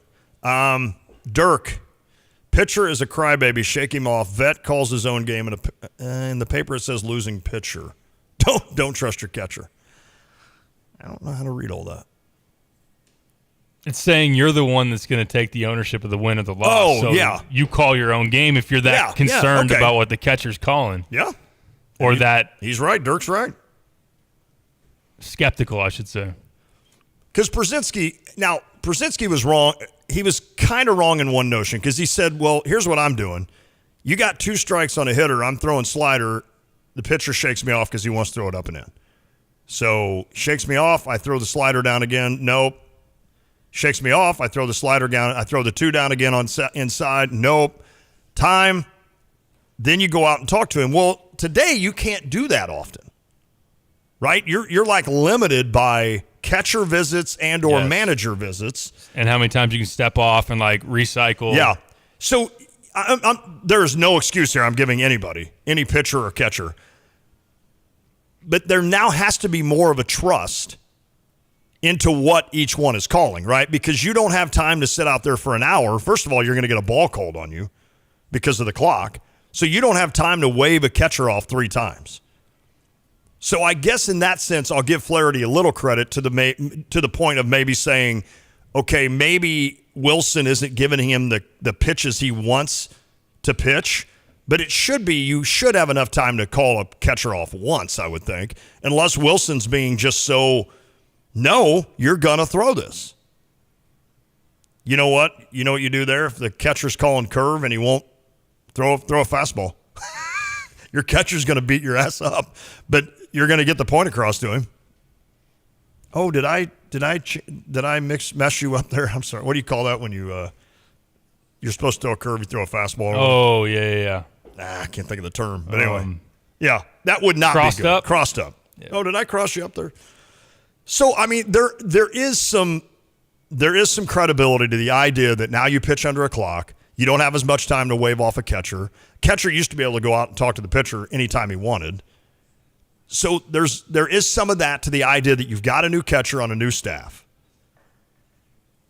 But come on. I just it's so hard to comprehend what's really going on. Like, Wilson Contreras was part of, now Kyle mentioned it yesterday, they had kind of a platoon of those who went behind the plate the World Series year in Chicago, where you had Montero back there some, you had Ross back there some, but I don't remember anybody, like, if he caught Arrieta or somebody back there, Hendricks, saying, this dude doesn't really know baseball, doesn't know with 2 strikes you don't throw it down the middle type of thing. Like, how bad can it actually be with Wilson Contreras? And no one can convince me that even if Yachty was back there right now, this pitching staff would be better. No, I agree. This pitching staff stinks. Because it was bad. Jack Flaherty, you haven't been an ace since 2019. You had Yachty for a handful of years there. It ain't because Yachty's not here. I think Cardinals fans and even the media have gone a little bit too far. And, don't you see how much they miss Yachty? Where would this team be with Yachty hitting 200 right now? I'm with you. I get it. Yachty was a fantastic game caller, just knew so much of the intricacies of playing behind the plate, pitch framing, all of that. Everything. Had a good arm, although Contreras has a cannon as well. And Contreras is a flawed defensive catcher, but a much better hitter. And I still am all for having that. Give him a actual real rotation, and let's see where they'd be. See where they go. I'm with you. And it's weird that you've got Matthew Liberatore. What are we saving him for? He's already been up with the Cardinals for a couple of years, right? It was last year's first year. I mean, he's best friends with Nolan Gorman. I think he had come up for a little bit the year before. And then was supposed to be a real part of it last year. You're talking, 217 said amen, Pipes. You're talking about Liberatore is in his 3rd year, and he's pitching fairly well. Now, I'll be transparent here. I haven't checked his stats in the last couple of weeks, but he got off to a good start when nobody else did at the big league level. And last year was his first year. First year, okay. So 2nd year, I don't know what. I don't know. There again, is this the next pitcher we're babying? Don't know. I don't know. 217 said, my favorite catcher in high school dropped the number to the signal curveball. I shook my head. No, he dropped the number 2 and shook his head. Yes. Oh, I see. Okay, I had to read that again. There's periods where they shouldn't be. That's my fault. I know you're texting, probably not driving, but so in other words, the catcher dropped the 2, curveball. You shook no. You put the 2 down again and said yes. Said yes. Yes, you are throwing the curveball. I like that. Lindy said, I was a catcher. If any time a pitcher shook me off, I'd tell the hitters what was coming and walk out of the pitcher and say, like, I knew it was coming. You couldn't have done that all the time. You can't do that. You're like Bull Durham here.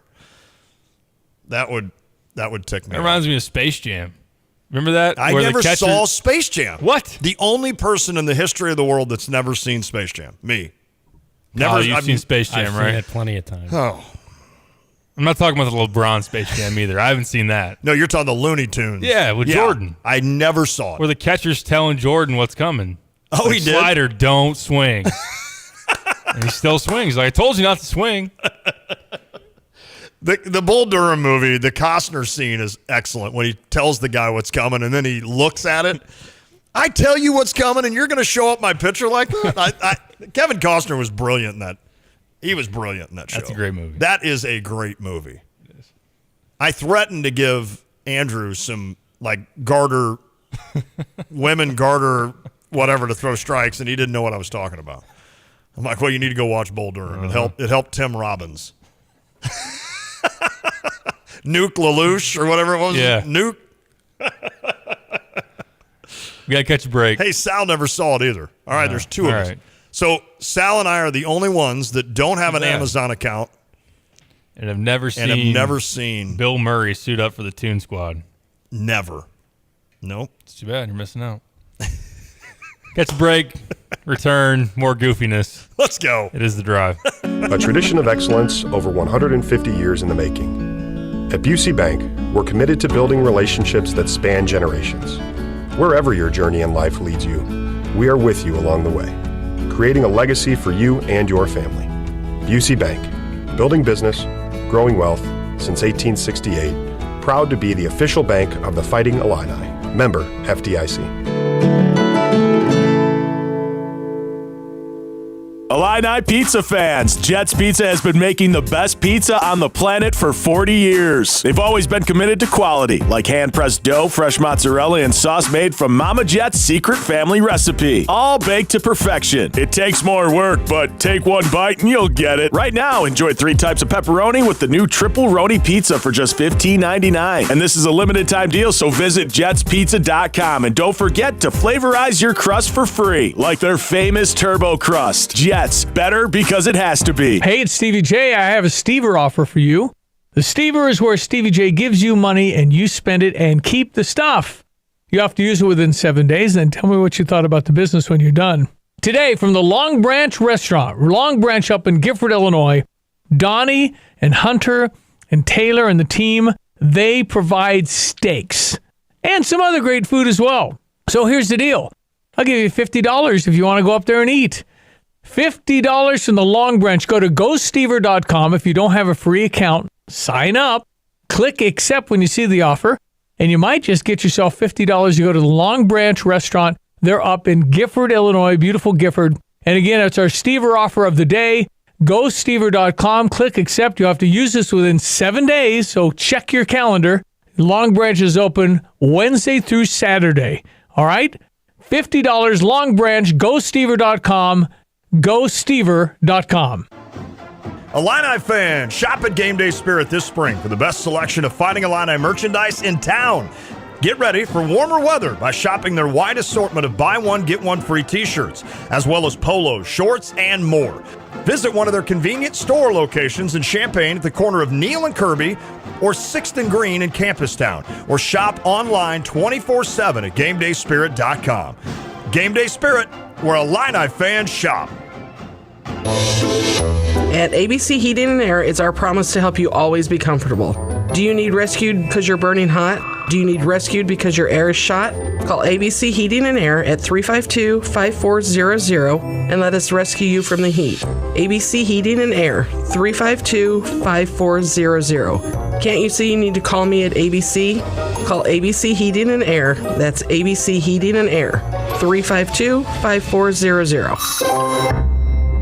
Crossroads Contractor Supply, bringing us our Stevie J Broadcasting Law Enforcement Official of the Month. From Champaign County Sheriff Deputy Andy Livingston. Did you always have kind of a passion for law enforcement? Were you thinking, I'll do this for a living? You know what? At first, it wasn't law enforcement, but I knew I wanted to help the community in some way.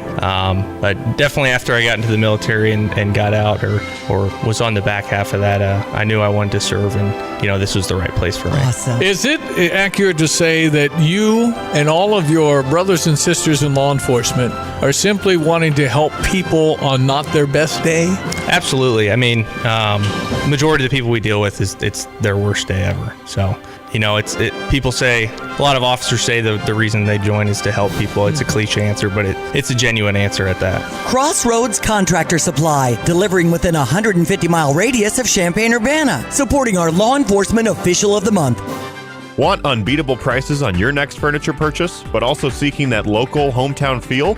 Look no further than Kelsey Furniture in Tuscola. Customers rave about their friendly, established staff, as well as their great selection, amazing prices, and second-to-none delivery service. They're a third-generation local business, and they've always got your best interests at heart. Find the look you love for less. Open 9 to 5 Monday through Saturday, but always available online at kelseyfurniture.com. That's kelseyfurniture.com. By now, you've all heard the expression, when you turn the key and the car won't run, call 367-9481 for PDR Automotive. They are what's best for your truck or car. They are PDR. But who are they? They, the PDR staff, understand that a name is only as good as the people that represent it. The PDR staff has more than 335 years of combined automotive experience, several employees now on staff for more than 25 years. PDR, more than just a name. Family owned and operated, now celebrating over 50 years in business. Hey, Illini fans, it's Georgia B. Catch my boys Lante and Derek Piper weekdays from 4 to 6 on The Drive. Boom, boom, brr.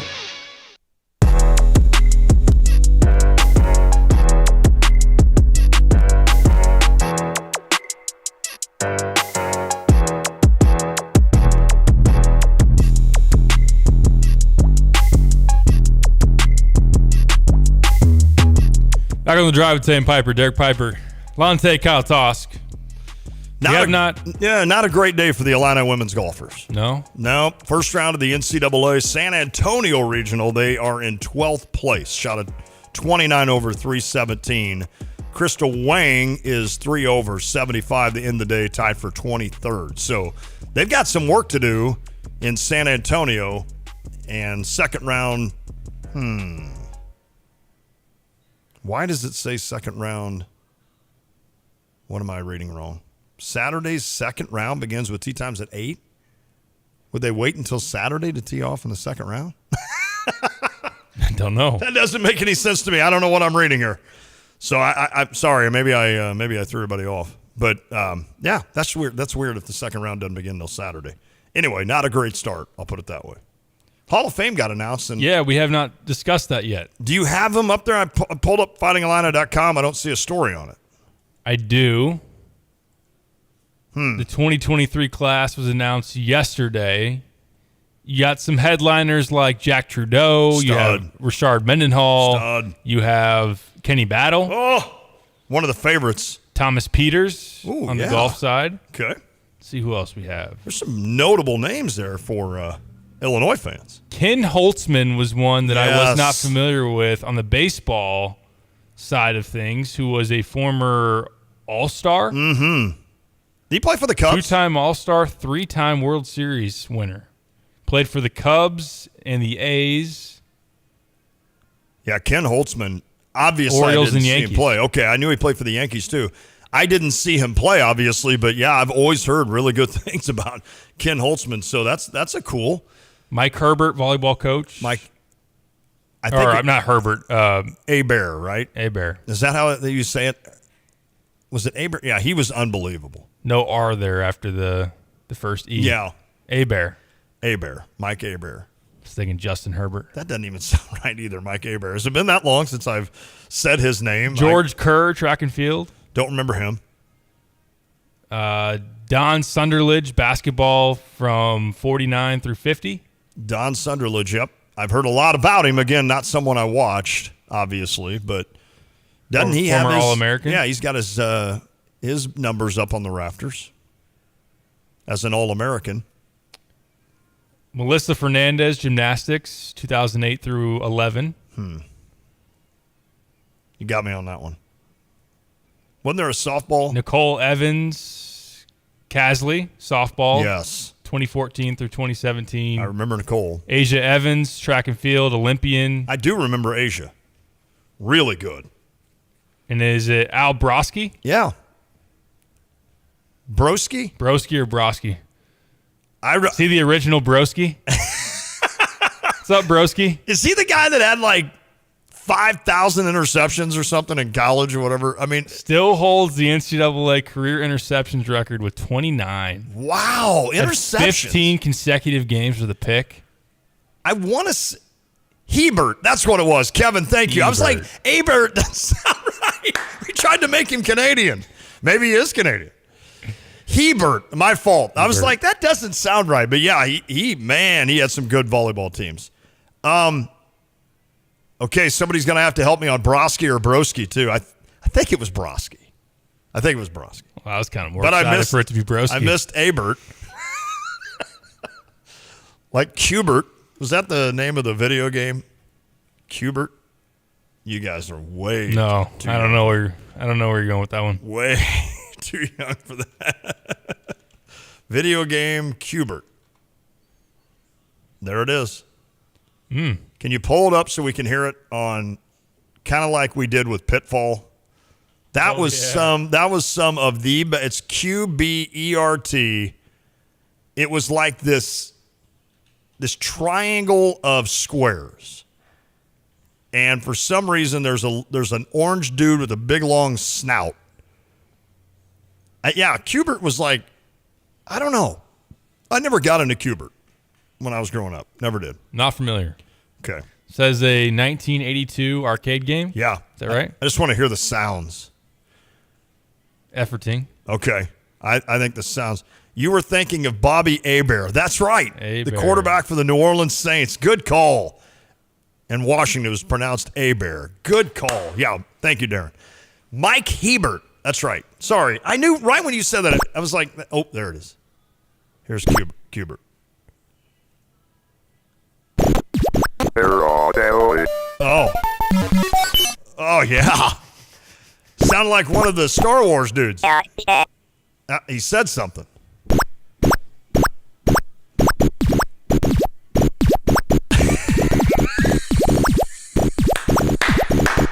What does he look like? I think he's the orange dude with the long snout. I know. I'm just saying, he looks like. He looks like the Syracuse. Yeah. Just ran into a snake. Here it is, kids. This was what was endless hours of entertainment for 12-year-old Lante. Ooh, if you cleared all the things, that's what happened. Level 2.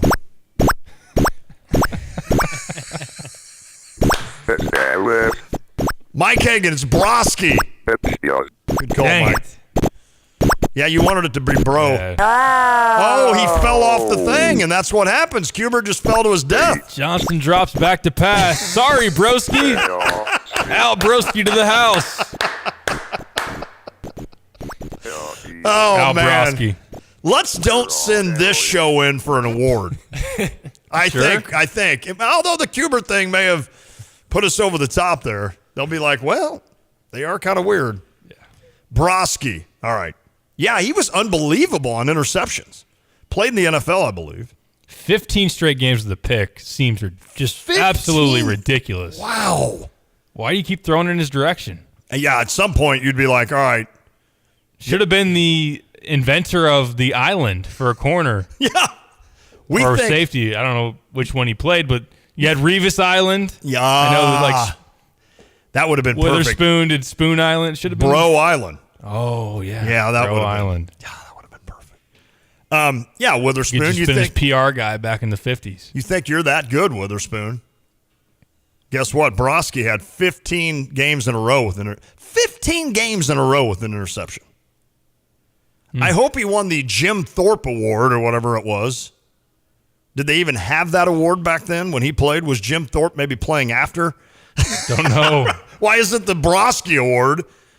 He was selected to the College Football Hall of Fame in 1998. Okay. Scott said, I just tuned in. You guys must be very bored to be playing video game music from the early 80s. I just say bored. I just love the sounds that we got back in the day. We thought that was cool, man. NHL, what was it called? It was the Blades of Steel. Blades of Steel came along and instantly became my favorite video game ever. And in the dorm at Pierce Hall at SIU Carbondale, there was, at the very end, you had a room that 4 people were in, we would hold tournaments, Blades of Steel tournaments. Now, here's the catch. We were all so good at it. There was a flaw in the game that if you went to a certain spot and shot, you would score every time. Truly, there was a flaw in the game, so we had to have a third party watch each game and dictate whether or not that was a flawed goal. So you could get a goal waved off, and then that led to all sorts of stuff. Because here we go. Blades of, yeah, let's hear it. Let's hear it. Here come the kids on the ice. That's Connor Bedard ready to make his first start with the Chicago Blackhawks. It is sold out here at the United Center. Still called that? Yep. Tonight it's the Hawks and Blues as they renew their rivalry. Connor Bedard will get the face-off at center ice. Out to throw it in is Tommy Smith, the Canadian official. And here we go. The Blackhawks have it. Shoot it on net. That is saved by Bennington. Blackhawks take it away. Let's see if Bedard does this thing. Bedard has it. Nope. Stripped by the Blues. Falk the other way. St. Louis really showing some good stuff early, but they definitely missed an offsides there. I don't even know if you had offsides. I don't think you did. When Blades of Steel was, we got a knockdown in front. Bedard knocked on his ass. I like seeing that here at the United Center tonight. Bedard with a shot, man. Bennington. Another save. End-to-end action on Blades of Steel between the Hawks and Blues on this boring Tuesday with a Cubs-Cardinal game coming up that we should be talking about. I would be much better at NHL games if they waved off the offsides because there's definitely no interest in calling that. I think you could do two-line passing back then. Yeah, I think you could have a two-line pass and no, I'm telling you, offsides was always part of the game. All right, he tripped him. That should have been a penalty. I'd love to see a goal. I want to hear what it is with the Scott said NBA Jam's on fire. Yeah, that was really good. NBA Jams. Is that where you jump in the air from half court and you'd have a thing of fire behind you? Oh yeah. Pipes is enthralled.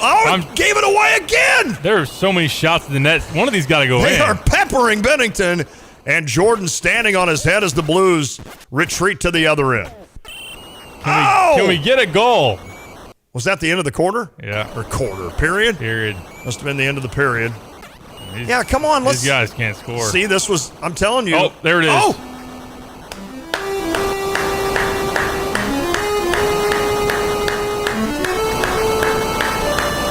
Yeah! There you go. Yeah, let's not send the show in.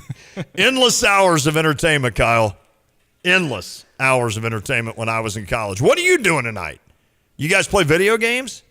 Well, tonight it's finals time. Oh, that's right. You go out drinking. You'd be smoking on a corner. What finals do you have this week? I still have statistics on Friday. Now, that seems like that ought to be a cool class, but I bet it's not. In other words, it's hard. Find myself pretty good at it, but I wouldn't call it cool. Okay, that's fair. That's fair. So this isn't he went 2 for 3 and he's hitting 666. No. That's the statistic. Yeah, no. That was it. That'd be my favorite class. That would be awesome for us. On the note of video games, I wanted to do this because Cardinals Cubs themed, and we did it for the Cardinals when we were talking about MVP baseball, right? Oh, yes. Can we guess the Cubs lineup back that year? When they won the World Series? No, the year. Oh. Your favorite video game. Oh, MVP baseball. MVP baseball. What year was it? Is it 03? 03. Randy Johnson and Miguel Tejada. Miguel Tejada were on the. Can we guess the Cubs lineup that year? Double dribble. I do remember that show. Because we did fairly well doing the Cardinals. We did. So the Cubbies that year, was Guy Eddie at third? Probably not. Did he play for the Cubs? He did. Yes. But that was probably later. Aramis. That was later. I think you're right. Aramis Ramirez. Was Sean Dunston at short? I couldn't remember short. I was trying to think on this, and I didn't look it up, I promise. Gredzelanek at second. I think Gredzelanek at second. Grace at first, or would it have been... did they have Derek Lee yet? Derek Lee. I think you're right on that one. Was Michael Barrett the catcher? Yeah. Right field still would have had Sosa. Mm-hmm. I think Corey Patterson was in that outfield. Not Bobby Denier. I'm kidding. He was way left field. Was this the year of or thereabouts of the Bartman 03 season? was Bartman. Okay. Oh. Moises Alou. Moises Alou in left, and Alex Gonzalez at short. Alex Gonzalez, good call. And your third baseman was Was it not a Ramos? No, it was a Ramos, right? Yes. Okay. Pitching rotation. Was Grudzy at second? I'm trying to pull it up. Keep guessing for 30 more seconds. Okay. Pitching rotation, Kerry Wood, Mark Pryor, Carlos Zambrano. Nice. Matt Clement. Oh, wow. Where did you come up with that? I don't know. Stored in the bank there. Matt Clement. You're right on that. And did they have the kind of the portly dude? No, David Wells never pitched for the Cubs, did he? I don't think so. Who was the guy I'm thinking of that was kind of a bigger dude that pitched for them? Who was their closer? It's a good question. The closer? Oh, was it Farnsworth? Probably not. Oh, my gosh. I think he was on the team. Was Turk Wendell on that team? The guy that would come in and brush his teeth between every inning? Center fielder was Kenny Lofton, says Josh. Was he really? Yep. Nice. Josh Bales. Kenny Lofton. Rod Beck. That's who I'm thinking of. That's who I'm thinking of. Call. Kenny Lofton and Corey Patterson both played center that year. Good call on Corey Patterson. I forgot Kenny Lofton was a Cub. So you had Alou, I did too. Lofton and Sosa. That's a hell of an outfield. That's so then a Ramos, Alex Gonzalez, Gredzalanik, Derek Lee? Not Derek Lee, Eric Karros. Oh, my goodness. Didn't Eric Karros marry someone from Champaign? Wasn't that, the tumble in? Oh, my gosh. Why am I forgetting the name? He married someone from the tumble in? No. Well, a sister of who's the family that owns the tumble in? Why am I having just all of a sudden? Randall Simon. No, that was Todd Hollinsworth. Oh, yeah. Sorry. Why can't I think of the name of the... I don't know. Michael Barrett catching? Hergis. Thank you, Joe. My goodness. Damian Miller catching along with Paul Bacco. I don't know who those guys are. Paul Bacco. I remember that. I think it was Bacco. All right, so the starting pitchers, I think we got 4 of them. Is Clement one of them? Yep. With Pryor, Wood, and Zambrano. That's right. That was impressive that you got Clement. Who's the 5th starter? Who was it? Sean Estes. Wow. Really? Sean Estes. I think he pitched in Colorado, too. Yep. Sean Estes. All right, so who was some of the bullpen? Have we gotten the closer? Was it Rod Beck? So. Nope. It wasn't Farnsworth? Farnsworth was in the bullpen, wasn't the closer.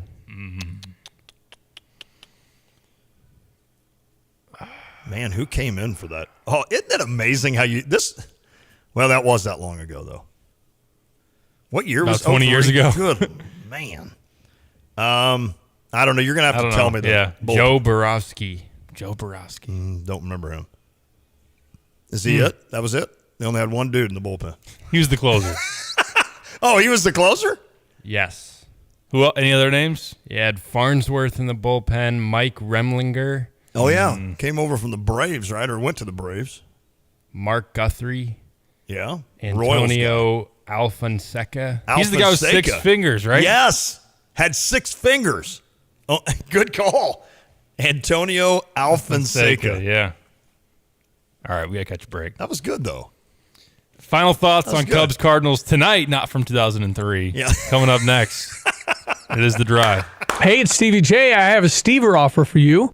The Stever is where Stevie J gives you money and you spend it and keep the stuff. You have to use it within 7 days, and then tell me what you thought about the business when you're done. Today, from the Long Branch Restaurant, Long Branch up in Gifford, Illinois, Donnie and Hunter and Taylor and the team, they provide steaks and some other great food as well. So here's the deal. I'll give you $50 if you want to go up there and eat. $50 from the Long Branch. Go to GoStever.com. If you don't have a free account, sign up. Click accept when you see the offer, and you might just get yourself $50 to go to the Long Branch Restaurant. They're up in Gifford, Illinois, beautiful Gifford. And again, it's our Stever offer of the day.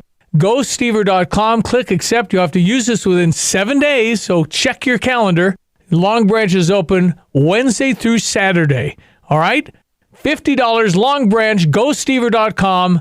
GoStever.com. Carl works every day to improve the health of community members across the region, and it would not be possible without team members like Dwayne Linton, a nationally certified nurse in the emergency department at Carl Foundation Hospital. I work with a team of people who really care about what they do and are very flexible and adaptive in rapidly changing critical situations, and I would trust any of them at any time. If you're looking for an opportunity to serve your community like Dwayne in a supportive environment, visit carl.org/careers. Tired of trying to keep up with Old Man Jones and his perfect lawn? Spring Green knows that we can't all spend hours a day creating that perfect shade of green, killing off all that crabgrass, and making sure every insect in the neighborhood doesn't call your lawn home this year. At Spring Green, they take the hassle out of your lawn headache with services such as lawn fertilization, weed control, grub and insect control, lime treatments, and even bush and tree care. Let the experts at Spring Green help you this season. For more information, visit them at spring-green.com. Spring Green, America's neighborhood lawn care team. Ready for an exciting change? At Merle Norman, we can take your look from ordinary to extraordinary in a matter of minutes. Our innovative skincare, perfectly matched foundations, and on-trend colors will make a difference that's written all over your face. Come in and see what a makeover can do. We'll help select the products that are just right for you, and we'll teach you tips that the pros know about applying your most flattering shades. Ask for your free express makeover today, calling 217-359-8100 or visit 706 West Market View Drive in Champaign. If you're looking for a pre-owned car, truck, or van, look no further than Sarah Champagne. You know them for their 5 incredible vehicle brands, the BMW, Honda, Subaru, Buick, and GMC. But did you know they also have over 100 used cars, trucks, and vans in stock right now? And at Sarah Champagne, they will take care of you. You can trust them. And prices begin at under $2,000. Stop by Sarah Champagne. They're Burwash and Savoy, or go online, sarahchampagne.com. That's Sarah, SERRA, champagne.com. Hi, I'm Tyler Weaver, president of Carpet Weavers Flooring and Furniture Gallery. Take a look around your home. Is it finally ready for some much-needed updates? If you don't know where to start, then just meet with one of our experts. We'll help you find the perfect waterproof plank floor for your kitchen or that stain-resistant, super soft carpet for your bedroom. Finish your room update with a custom sofa and chairs, or choose a trendy in-stock dining set that's priced right. Come home to Carpet Weavers, where floors, furniture, and family meet. Hey Illini fans, it's Max Kellerman. Catch Lon Tay and Derek Piper weekdays from 4 to 6 right here on ESPN Radio 93.5.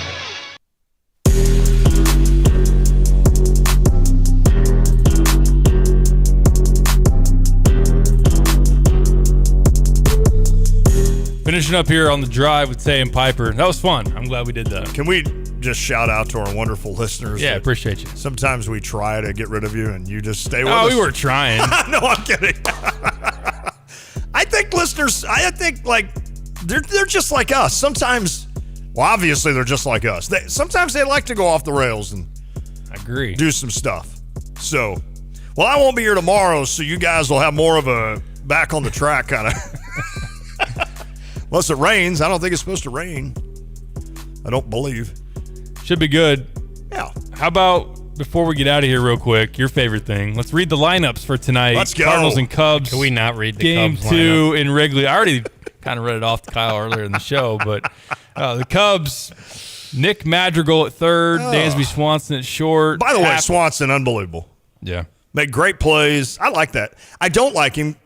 Never have, but I respect him. He's pretty good. Happen left, Bellinger in center, Suzuki in right, Hosmer DH, Mervis at first, Morel at second. Never nervous. He's going to get a hit tonight. Yeah, he will. Morel get two. And Amaya catching. Amaya?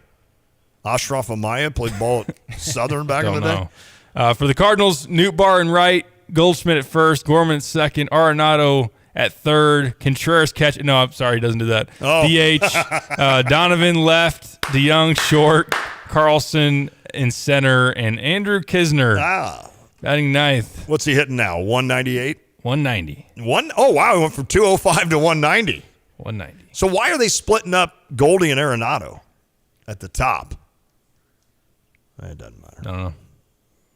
Arenado needs to get going. He's hitting 232. Are we putting a parlay together after the show? Sure. Let's go. Flaherty for the Cardinals, 6.29 ERA, 2-4. Yes! Jameson Taillon, 0-2, 5.29 ERA. Can't wait to see what Flaherty's got on his cleats tonight. Can't wait. Cannot wait. And we'll leave with that. Thanks to nobody on the Tapman's Towing phone line, but thanks to everybody for hanging with us. From video game sounds to pronunciation of names. Broski. Hey, Bear. Everybody have a great night. We'll see you Broski's tomorrow. There's the drive. Look at the Canadian.